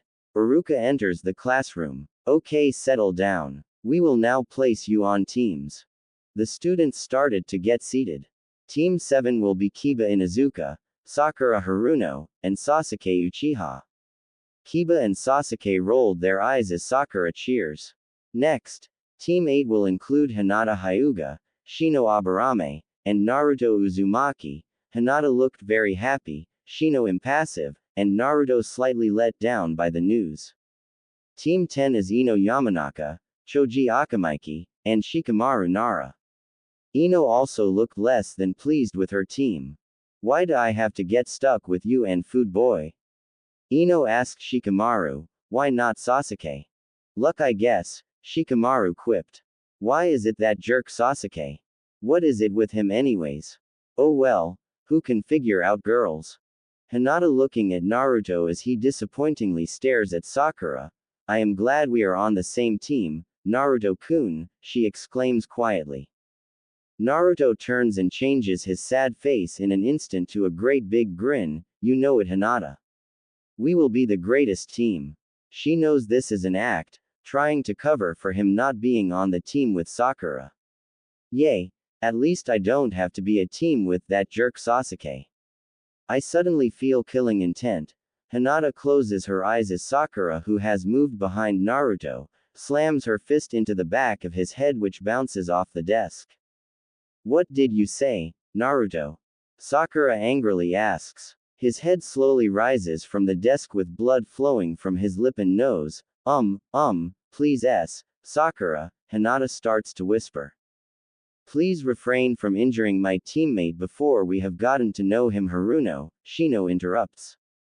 Shino speaking causes Sakura to immediately go back to her seat without apologizing, but also she returns a few shades paler than she left. As Sakura returns to her seat saying quietly, what a weirdo, glad I am not on that team. Kiba just nods and giggles as Sasuke gets up and starts to leave. You are free to do as you like until you are to meet your new Jonin teachers after lunch. Goodbye and good luck. Iruka says as he leaves the room. Naruto wipes the blood of his lip and nose and looks around confused. Huh, what happened? Hinata starts to stutter and pressing her index fingers together while blushing. Sakura, is what happened? She hit you on the head. Would you like to eat lunch together as a team? Shino says, nodding to Hinata. She nods a thank you. I know I do not speak much, but I would like to get to know my teammates some before we meet our new sensei. Would this be acceptable, Naruto? I know you from how you act in class, but I would like to understand, know you better. Naruto scratching behind his head. Sure, that sounds great, this is a first. Well, other than Iruka-sensei, Uncle Kakashi and the old man. I mean, they will take me out to ramen occasionally, I like it, and the ramen especially, the pork, the miso. Shall we go? Shino interrupts. All three get up and head out to one of the practice fields on the academy grounds. Hinata bows her head holding a large bento box. I have made enough for all three of us. She offers, blushing slightly, if that is okay with you. Naruto looks at her questioningly, and then bursts into a big grin. Wow, that is great. Did you make this yourself, Hinata? She nods. Wow, you're incredible. Believe it. Hinata turns bright red. Hinata hands a small box to each of them on the blanket that was holding the three lunches. Naruto-kun? Hinata quietly asked. Yes, Hinata. I am sorry about what my clan did. I am glad to see you again. I am so happy. Naruto looking confused, he then looks down. I know the clan did not want me, but we will have plenty of time to talk about that later. Looking away for a minute to hide his sadness, he then turned to Shino. So what can you do with your bugs now? I have not seen or talked to you, like you talk that much anyways, he grins, in a couple years. Shino looked at Naruto impassively. I have improved my control of them. I do apologize for them attacking you last time, but I was low on chakra and they were very hungry. Naruto grinned and scratched the back of his head. That is okay, I forgive them. But boy, did I wake up feeling drained. Munching on the lunch, boy, Hinata, this is great, not quite ramen but great. This made Hinata blush an even brighter red. Arigato, Naruto-kun. Hinata replied. They finished lunch without much more being said. They headed back to the classroom. When they entered, they saw the other students sitting as teams, quietly chatting amongst themselves. Naruto sat down in between Hinata and Shino. She noticed that he had an angry look on his face, looking at Sasuke. I wonder why he doesn't like him. I personally can't stand how the girls all fawn over him. I know his clan was wiped out by his older brother, but he treats people like they are nobody. I hope Naruto and I can patch up our friendship since the clan can no longer forbid me to see him. Hinata blushed at the idea of rekindling her friendship with Naruto and possibly tell him how she really feels about him. Earth to Hinata. Naruto caught her attention by waving his hand in front of her eyes. Our sensei is here. Let's go. Shino is down waiting for us with her. She wakes up from her daydream, and looks down to see Kurenai standing next to Shino. The both got up and headed down to Kurenai. She led them to the top of the academy to a couple of benches in the arboretum. I am Kurenai Yuhi. I will be your sensei. I would like to know a little about you, as I am sure your teammates would too. Please tell me your likes, dislikes, hobbies, and the like. I will go first. I am Kurenai Yuhi. I like genjutsu. I dislike arrogant people who are full of themselves, and I have several hobbies, of which I will not elaborate. I know Hinata, so you can go next. Anyo. I am Hinata Hyuga, of the Hyuga clan. I like. She turned red and looked directly at Naruto. Friends, I dislike being weak and those who pick on the weak. My hobbies include pressing flowers. My dream is to be acknowledged by my father and someone else. Hinata bowed to her teammates. Kurenai looked at Naruto and nodded. I am Naruto Uzumaki. I like ramen, especially that from Ichiraku's. I hate the 3 minutes it takes to fix instant ramen. My hobbies include tasting different ramen and studying plants. And my dream is to be Hokage, so that I will be respected by everyone. Believe it. Kurenai nodded to Shino. I am Shino Aburame. I like quiet. I dislike the needless killing of insects. My hobbies include collecting and categorizing insects. I wish to become the head of my clan. Kurenai smiled. Good. I hope this team will work well together. I do have a test that will require you to be at training ground 14 in the morning, say about 9 a.m. Also, I would like to talk to Naruto alone. After which you can catch up with him, it should be only a few minutes. Quote. Both Hinata and Shino got up to leave. Hinata though hesitating to leave as if she wanted to talk to Naruto. Hinata, I will only be a minute, I will get you when we are done here so you can wait at the top of the stairs. Hinata bowed and walked off. Sensei, why did you want to talk to me? Naruto, I know about you and what you carry. Naruto had a look of fear on his face and started to back away from his teacher. She put a reassuring hand on his shoulder and a relaxed smile. Relax, Naruto, I do not fear you and I do not harbor you any ill will, other than your taste in clothes. This immediately got him somewhat angry, but knowing that there were two reasons he wore orange, one he liked it and two it made him show up in a crowd. I know you contain the QB, and yes I said contain, not are. He relaxed a little as Kurenai continued. There are a few reasons I wanted you on my team. One, you were slated to be on the team with Sasuke Uchiha, whom you seem to have problems working with. I know you know Hinata, and I am sure you can work better with her than him. Also, I noticed your fascination with one Sakura Haruno. I can tell you have a crush on her. Drop it now, because I do not see her changing anytime soon. And she is rather abusive to you no matter how nice you are to her. 2. I need a close-in fighter with a huge chakra reserve, that would be you. Someone who can cause a major distraction if we get in trouble and know how to get away with little or no effort, you I know can do that. I have heard the stories of how you have been able to escape from Anbu members when they chase you. This brought a giggle to Naruto. I know you have worked with the Inuzuka, did they help you work on your sense of smell? Naruto nodded. I would like you to take the role as guardian and all-around helper in the team. That would be learning your first steps to becoming the Hokage. With your shadow clones you can help the team out in so many ways. Knowing that you have protected Hinata on numerous occasions made the choice of you even easier. I would also like you to get some different clothes for when you are on missions, but you will have to pass my test tomorrow before we talk about you changing your attire. Naruto looked surprised. What do you mean pass? I thought the exam was for that. Kurenai smiled. It is for those who are capable of becoming genin. You and your teammates will have to prove you can be a team to me so that we can become a team. I will see you tomorrow morning. And don't worry about being the vessel of the QB, I think of it as acid and hope you will too. You are a special person in the village. You are protecting us from it. So your secret is safe with me. See you tomorrow, Naruto. Naruto was left to think about what Kurenai had said to him. She mentioned to the QB but did not talk to him in a demeaning way.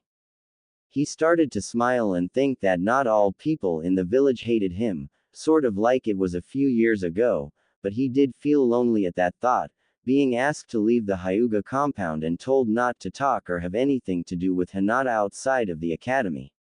That hurt him deeply. He started to cry at the thought of how much he missed playing and talking with Hinata. Just then a hand was set upon his shoulder, he jumped. Sorry Naruto-kun, I didn't mean to scare you. Hinata said shyly. Naruto wiped his eyes then put on a big grin, it's okay Hinata. I was just thinking about what Kurenai said to me and about what happened with, he trailed off looking sad again. Are you thinking about when the clan asked you to leave? She turned her head looking ashamed and ready to cry. I am sorry Naruto. I had nothing to do with that. It hurt me deeply as you were such a friend, I am sure it hurt you more. She started to cry. I apologize for what my clan did to you, it was terrible. You were all alone and even worse you ended up all alone again. Naruto looked on in awe as this is more than Hinata would say at one time, since they started the academy. I am glad though, we are friends still aren't we? The look of longing and sadness were evident in her eyes. Yes, he said reassuringly. I don't hold what happened against you, as you are you and not your clan. I am sure they had their reasons. A look of anger crossed his face for an instant, but quickly changed back to the smiling one she knew. I am glad. I hope we can work well as a team together. I am sure that Shino will make sure that we do not screw up too badly. But I am worried, Hinata replied. She started to think about what Naruto was talking about. About you and your secret, and how you have to bear such a burden. As I think back, you have always been strong. You saved me so many times I can hardly count. And you were there when my mother died, to help me through some of that, and then what the clan did to you was so cruel. How could they send you away like that? Away from the clan, from me, I needed you, I need you, she started to cry. I am sorry, Hinata, I'm sorry. He put his arm around her to comfort her as best he could. It will be all right, believe it. They stayed that way for several minutes until Hinata's sobbing subsided. A noise came from outside the arboretum. He heard a few familiar voices. Kakashi he knew, and Sakura's also. They moved from the bench where he was holding Hinata, who had stopped crying, into the edge of the opening. Kakashi stated, "Okay, tell me a little about yourselves. Tell me your likes, your dislikes, hobbies and dreams for the future." Sakura questioned, "What do you mean, sensei? What are you looking for? Could you show us what you mean?" Kakashi sighed, "Okay, my name is Kakashi Hatake, my likes, I like a lot of things. I hate lots of things. Hobbies, I have lots of hobbies. And my dreams are my own." "Okay, your turn." That was useless. All we got from him was his name, Sakura exclaimed as Kiba nodded, "Okay. I am Sakura Haruno. I like, who I like." She started to get giddy and looked at Sasuke. "And what do you hate?" Kakashi asked. Figures girls her age are more interested in boys than being a ninja. "Naruto," was all she said. Hinata watched Naruto visibly slump as if someone had hit him with a pipe. She grabbed his arm and led him away. She knew this would hurt him, hearing that someone whom he liked hated him. They got down the stairs well enough. He seemed to be on autopilot. She led him home. He opened the door with his key, more out of habit, not out of realizing that he was home or anything. She moved him to his bed, then set his alarm as he just slumped on the bed and fell asleep. She watched him for an hour or two, watching him cry in his sleep. "I hope he will recover by tomorrow. I must leave you now, Naruto. I will come by in the morning to check up on you." She left quietly, closing the door behind her. The next morning, Naruto wakes up realizing he is at home and the alarm is going off. It is 7 a.m. He goes into the bathroom and cleans himself up. "How did I get home? The last thing I remember is talking with Hinata about the Hyuga clan, and then I heard." He stopped right after pulling on his boxers. "Sakura. She said she hates me. I guess Hinata took me home. Man, she saw this mess. I hope she will still want to be on my team. What am I supposed to do? I hope she does not hate me too." A knock on the door woke him from his thoughts. Another knock. Just a minute. He quickly dressed and opened the door. "Anyo. Good morning, Naruto-kun. I thought it would be nice to walk to the training grounds together. Would that be okay?" Hinata asked, standing at the door. Naruto looking a little depressed. "Are you sure? Will it be okay? Are you sure you are not mad at me? I mean well, I guess." He bows deeply. "Domo arigato, for bringing me home yesterday. I really apologize if I caused you any bother." He sheepishly scratched the back of his head. "Why? Yesterday was not a bother. You are never a bother. I was glad I could help you.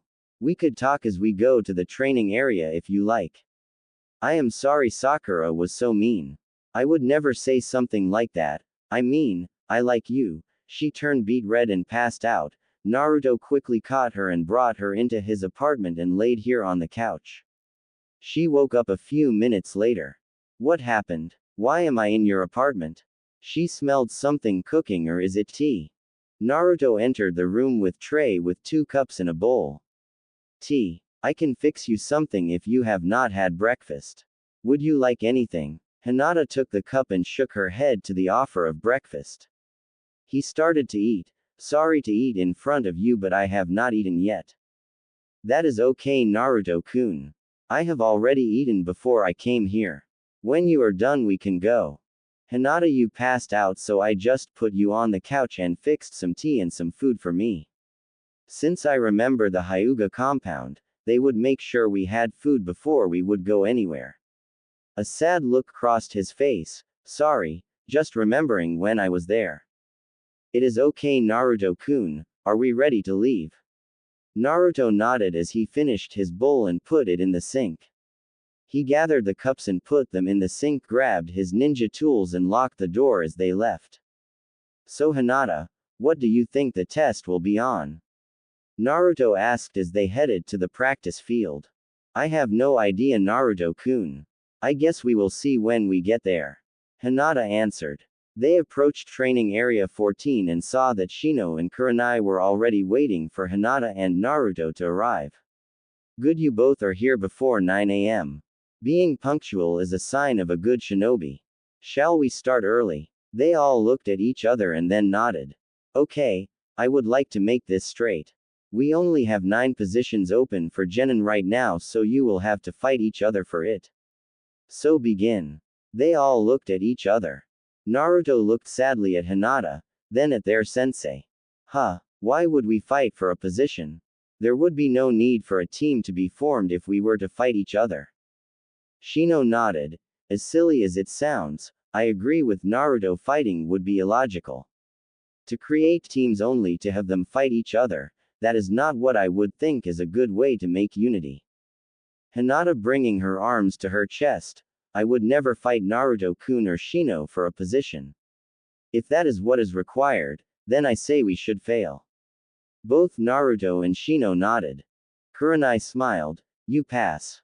Hinata and Naruto looked amazed. Shino seemed to have no reaction. I needed to test if you would be a team or would you take my challenge and think only for yourself. Most do not get past this point.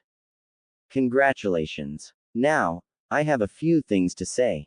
1. Naruto, we will have to get you a new wardrobe. Wait, I am saying for missions only. In the village you can wear what you want. Naruto looked relieved. Hinata, you will have to work closely with Naruto. Can you handle that? She nodded agreement while slightly blushing. Good. Shino, I want you to come up with secondary plans after my primary. Hinata, you are in charge of the tertiary plans, and Naruto, you are in charge of the final plans, as I know you can come up with plans that no one would think of, so yours are our final backup. They looked confused and Kurenai shrugged her shoulders. If Naruto's plan does not get us out of a situation, then we are not going to finish the mission. Naruto is an expert in evasion and eluding pursuers. I know each of you brings certain skills to the table. I chose you for various reasons, and mostly we will be a scouting squad, as we have the capabilities for surveillance and detainment. Naruto looked uneasy in that he had not always been that observant. And yes, Naruto, you do have your times where you are very observant. I am looking for that, as you will more than likely see things that the others of us will miss. As expected, you passed my test for being a team. I tried to pit you against one another. Had you taken the bait, you would have been sent back to the academy. Now each of you has an ability that you will use and improve upon. Hinata, you have your Byakugan, Shino, you have your destruction insects, and Naruto, you have your cage bunshin, and several other tricks. Of which I would like to address. Naruto, I would like you to stop pulling pranks on the village. To her surprise, he nodded. I would also like to address your attire.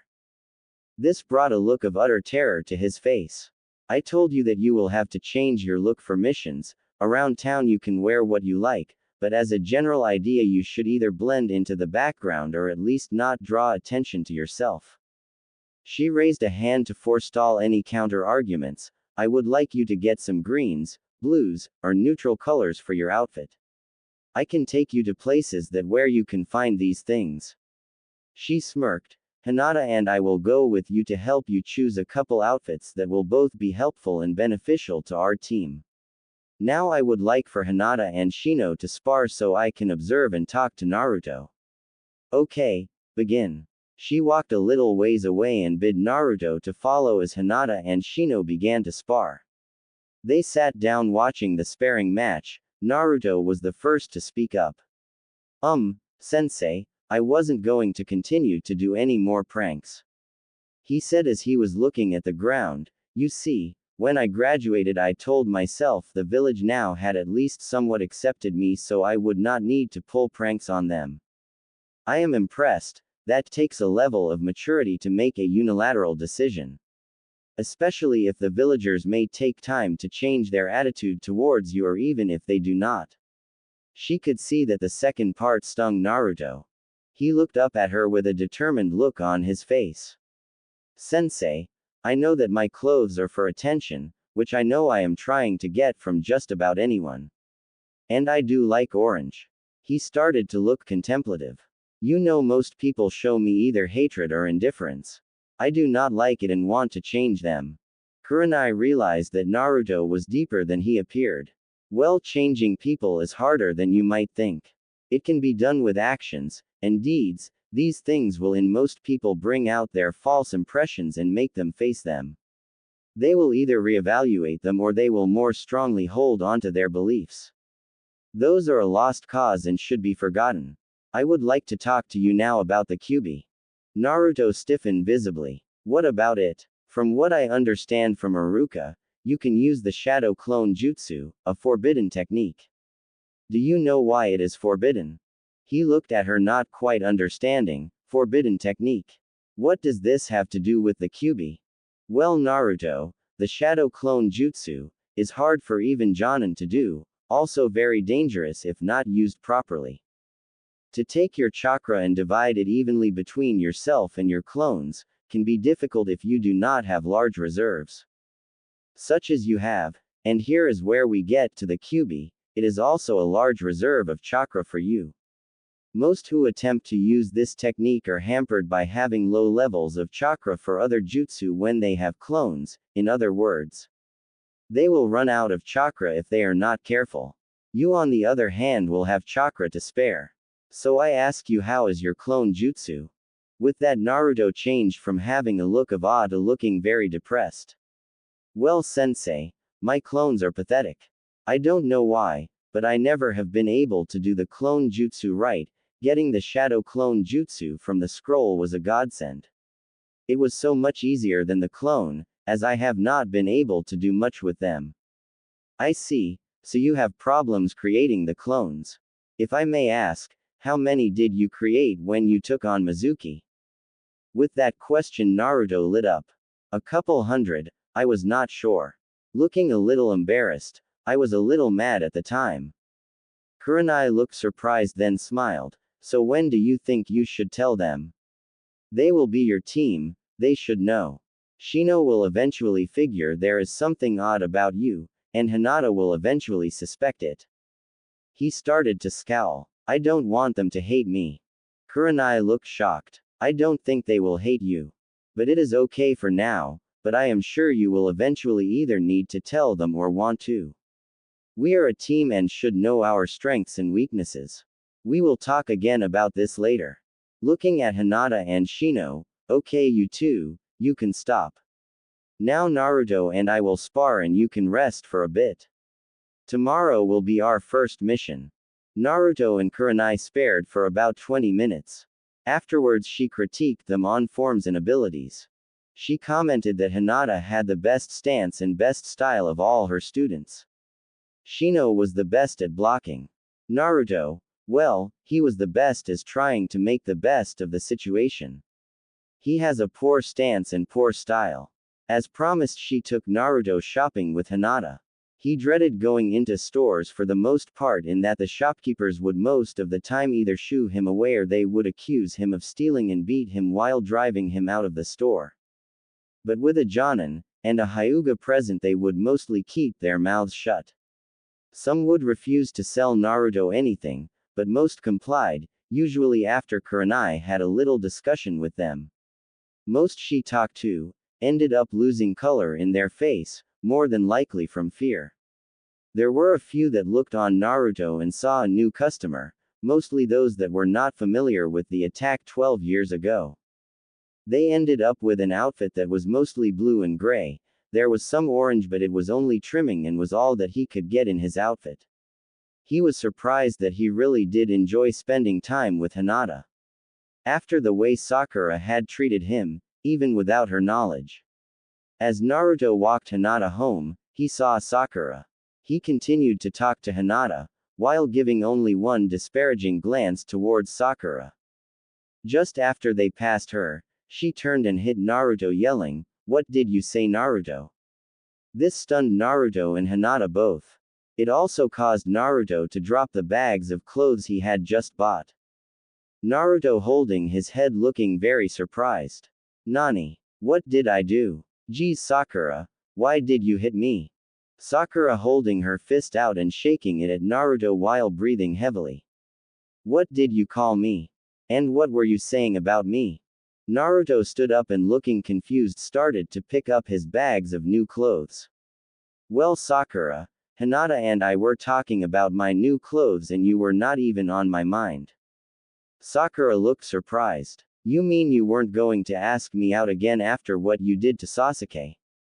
Naruto started looking very angry. "Sakura, I know how you feel, and don't worry. I will absolutely never ask you for a date ever again. Let's go, Hinata. I can tell where I am not wanted." He and Hinata left towards the Hyuga compound. Sakura slowly opened her hand, dropped her hand to her side as Naruto just walked off with Hinata. "Did he just say what I thought he said? He will never ask me out on a date again.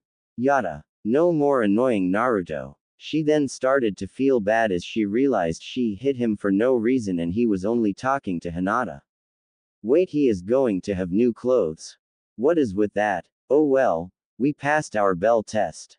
Geez, Sasuke almost killed it for us. Good thing Kiba was able to talk him into working as a team. Had we had Naruto, we would have been sent back to the academy.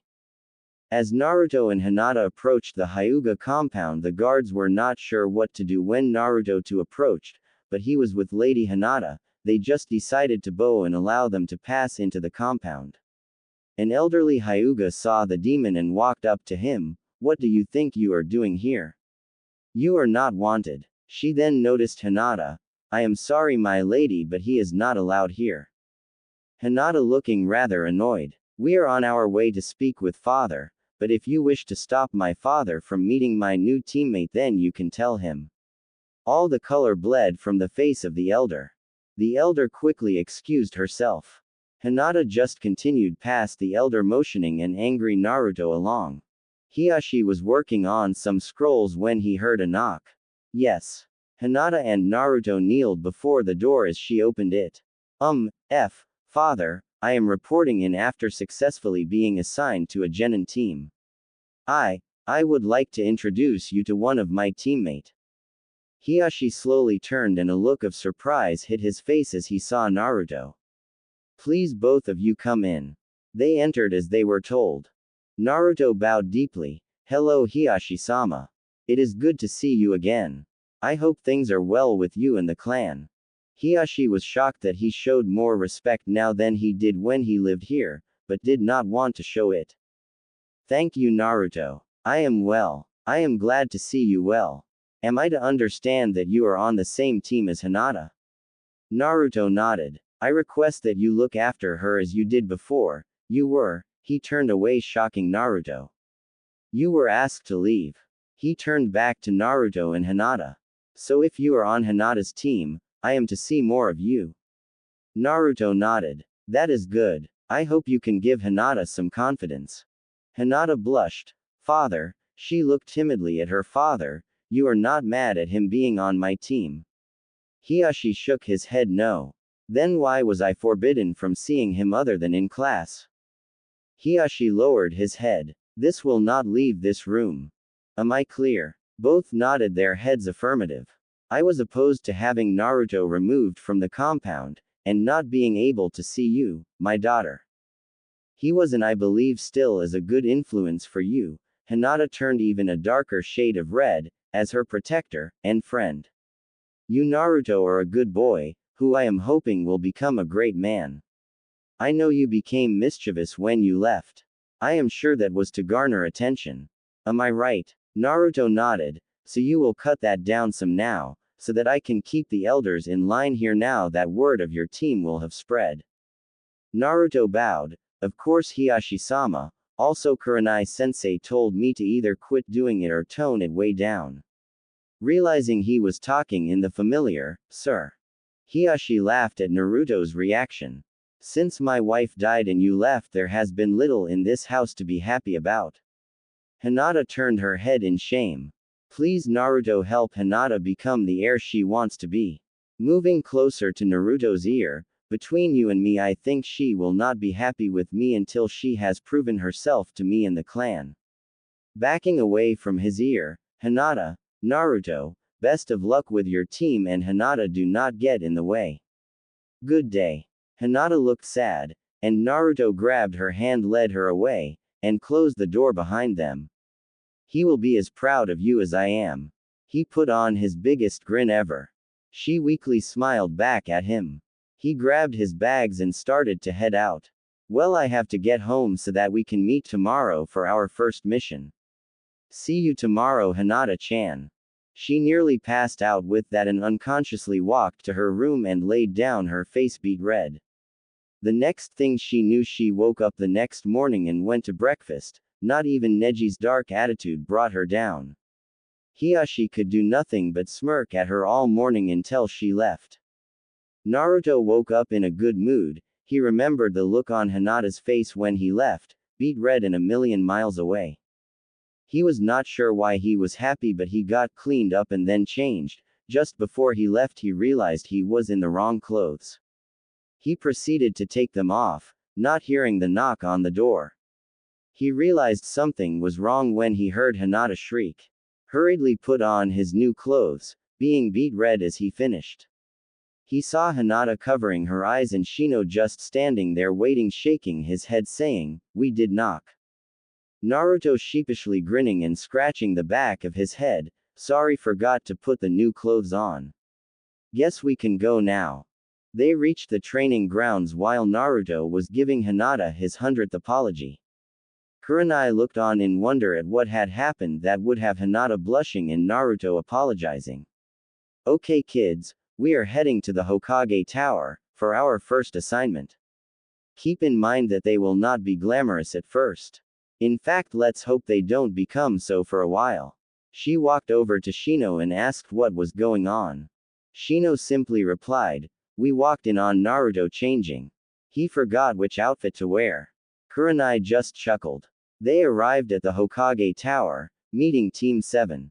Naruto and Kiba exchanged simple hellos. Sakura gave Naruto an angry look. Sasuke just looked indifferent. Kakashi said hello to Kurenai and Naruto. This confused Naruto. Kakashi explained, "We should have lunch sometime, and I will tell you some neat stories." Kiba leaned close to Naruto. "He will be late, and you can count on it." They both laughed. This caused Sasuke to look at them with a loathing stare. Okay Team 7, you here is your D-ranked mission. Enjoy. Team 8, here is yours. Both sensei thanked the person giving them the mission, and headed back to their teams. Well, good luck Team 8, let's go team, we have some laundry to do. Kakashi said as he and his team left the tower. Okay Team 8, we have to catch a cat. Kurenai explained. About 20 minutes later, Naruto was hiding behind a tree. I have target in sight. Naruto said into his radio. Hinata about 5 meters away behind another tree. Copy, I verify visual. Wait Naruto, it is running, away, at me, static goes over the radio. I have target. Kurenai asked over the radio, please verify target. There should be a red bow on left ear, with the name Tora on the bow. Check. Bow on left ear, Tora on bow. Naruto, the cat is afraid of you, stay back. Sorry, Naruto, the cat just seems to be afraid of you. Hinata broke in over the radio. Okay, mission successful. Head back to the tower with the cat Hinata. Shino and Naruto follow behind her and make sure the cat did not get away. Kurenai ordered over the radio. She heard a chorus of, "Hi," from her students. After returning the cat to the Fire Country's feudal lord's wife, who smothered the cat with love, good job team, we will have training session tomorrow morning. Naruto, the look is good on you, the orange is interesting, but I like the blue and orange better than the previous orange only. Looking over at Hinata, what do you think? Hinata blushed. I like both. Naruto let out a laugh and nervously scratched the back of his head with his right arm. As they left the Hokage's tower, Naruto noticed that he was not getting as many looks of hatred as he usually did. Kurenai looked at her students. You go ahead, and good job. I have to talk to someone about some training. The three students looked at each other, not quite understanding why a Jonin would need training. I have to admit that wasn't too bad. But when will we get a chance to prove our ninja skills?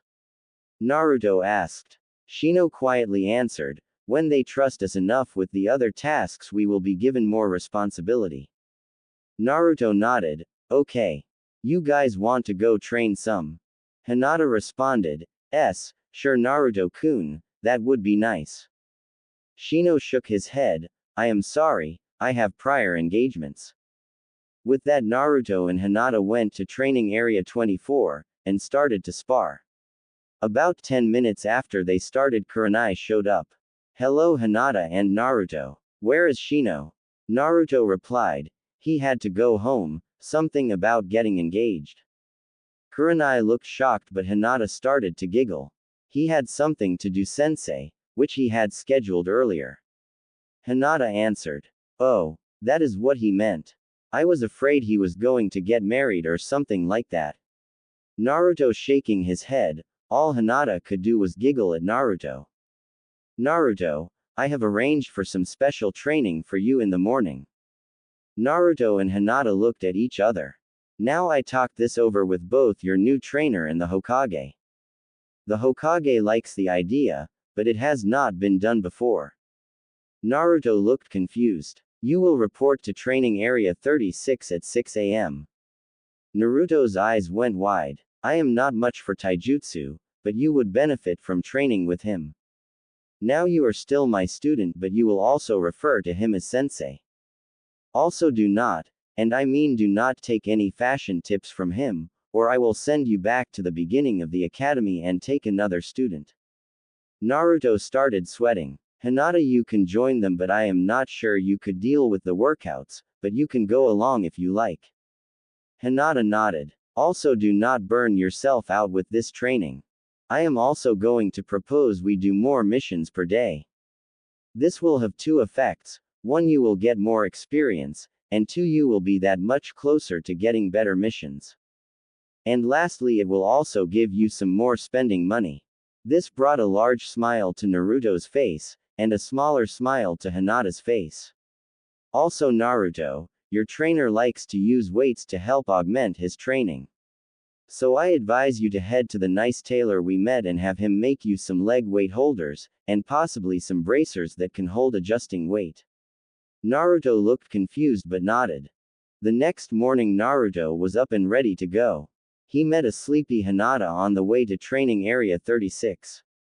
They arrived just in time to see what looked like green blurs appear on the horizon, and coming fast they stopped right in front of a startled Naruto and Hinata. They appeared to be in a full green spandex suit, a bowl cut and huge eyebrows. The older and taller one was wearing a chunin vest. He addressed them, you must be Naruto and Hinata. I can tell you have the power of youth. Looking at Hinata, your cousin is on my squad, but I will not tell him you are here. He gave thumbs up and glistening smile. I hear you want to learn taijutsu. Or at least Kurenai wants you to improve on what you have, looking at Naruto, to become proficient at it. It will take a lot of hard work, sweat, and pain to become excellent at it. Rightly. The other bowl-cut figure stood at attention, yes Guy-sensei. I would like you to spar with Naruto, go easy at first so I can gauge his abilities. Lee bowed and moved to a fighting stance. Come Naruto, let the fires of youth guide us. Naruto noticed one thing about Lee: had a smile the whole time and did not change. It looked like he was a happy and nice person. Naruto took up a stance and started to attack Lee. The spar went on for 10 minutes. Naruto did not land a blow until the very end, by landing on Lee's head. Guy then called a stop to the spar. Naruto, your stance is poor, your footwork needs work. Naruto looked depressed. But I see huge potential in you. You have stamina, you are creative, and you do not seem to want to give up. Not nearly as much potential as in Lee, but he is dedicated to taijutsu. Naruto looked very confused but happy. Naruto, I can train you if you are willing. As I said, you have great stamina, maybe even more than my beloved pupil. Lee started to look depressed. Lee, don't despair, for Naruto may even have more stamina than most Jonin. Both Naruto and Lee perked up at that. What do you mean, Guy-sensei? Lee asked. I cannot say, but if Naruto is willing he can elaborate. If not, that is fine also. Guy exclaimed. Naruto looked dejected. I would rather not discuss it at this time, sensei, maybe later. Hinata's heart sunk as she remembered what Mizuki had said, but she did not believe he was the demon, he was Naruto. As you wish, young Naruto.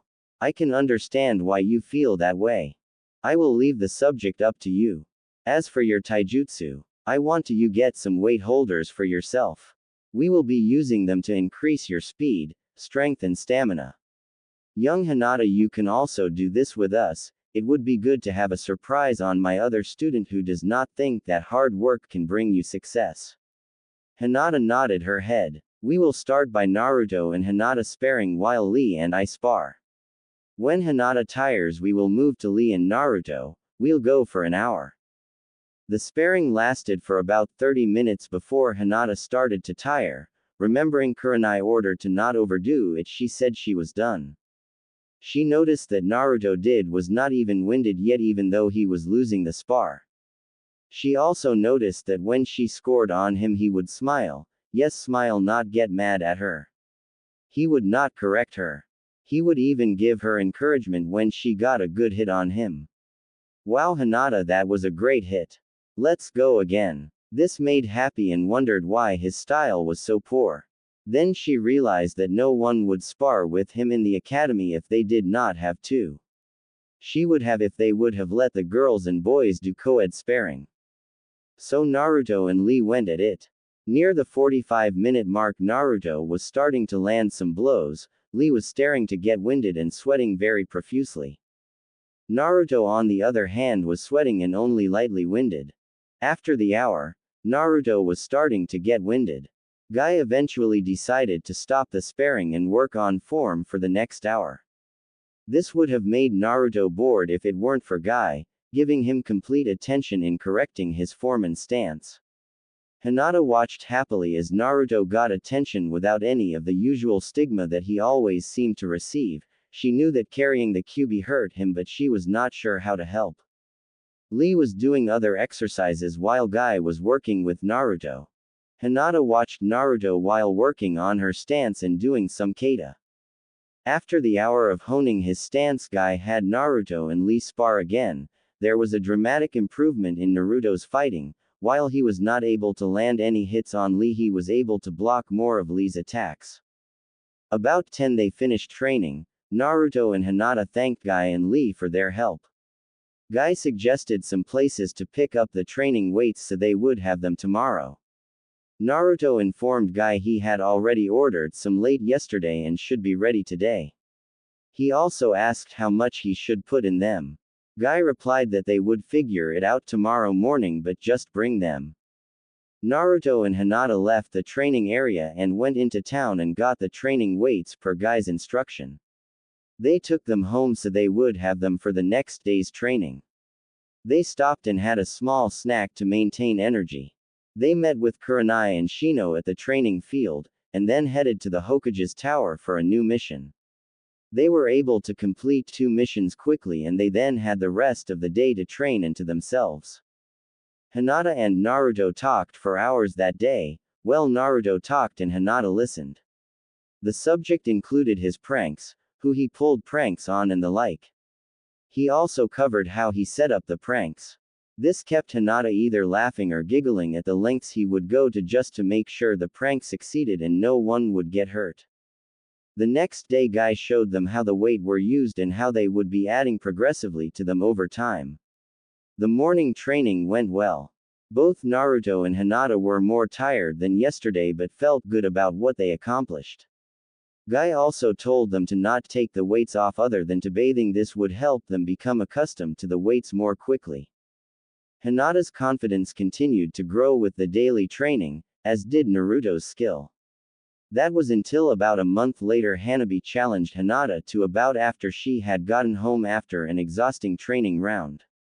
Hinata had also just added weights to her training bands and was slower than she thought. Hanabi took advantage of this and brutally beat her.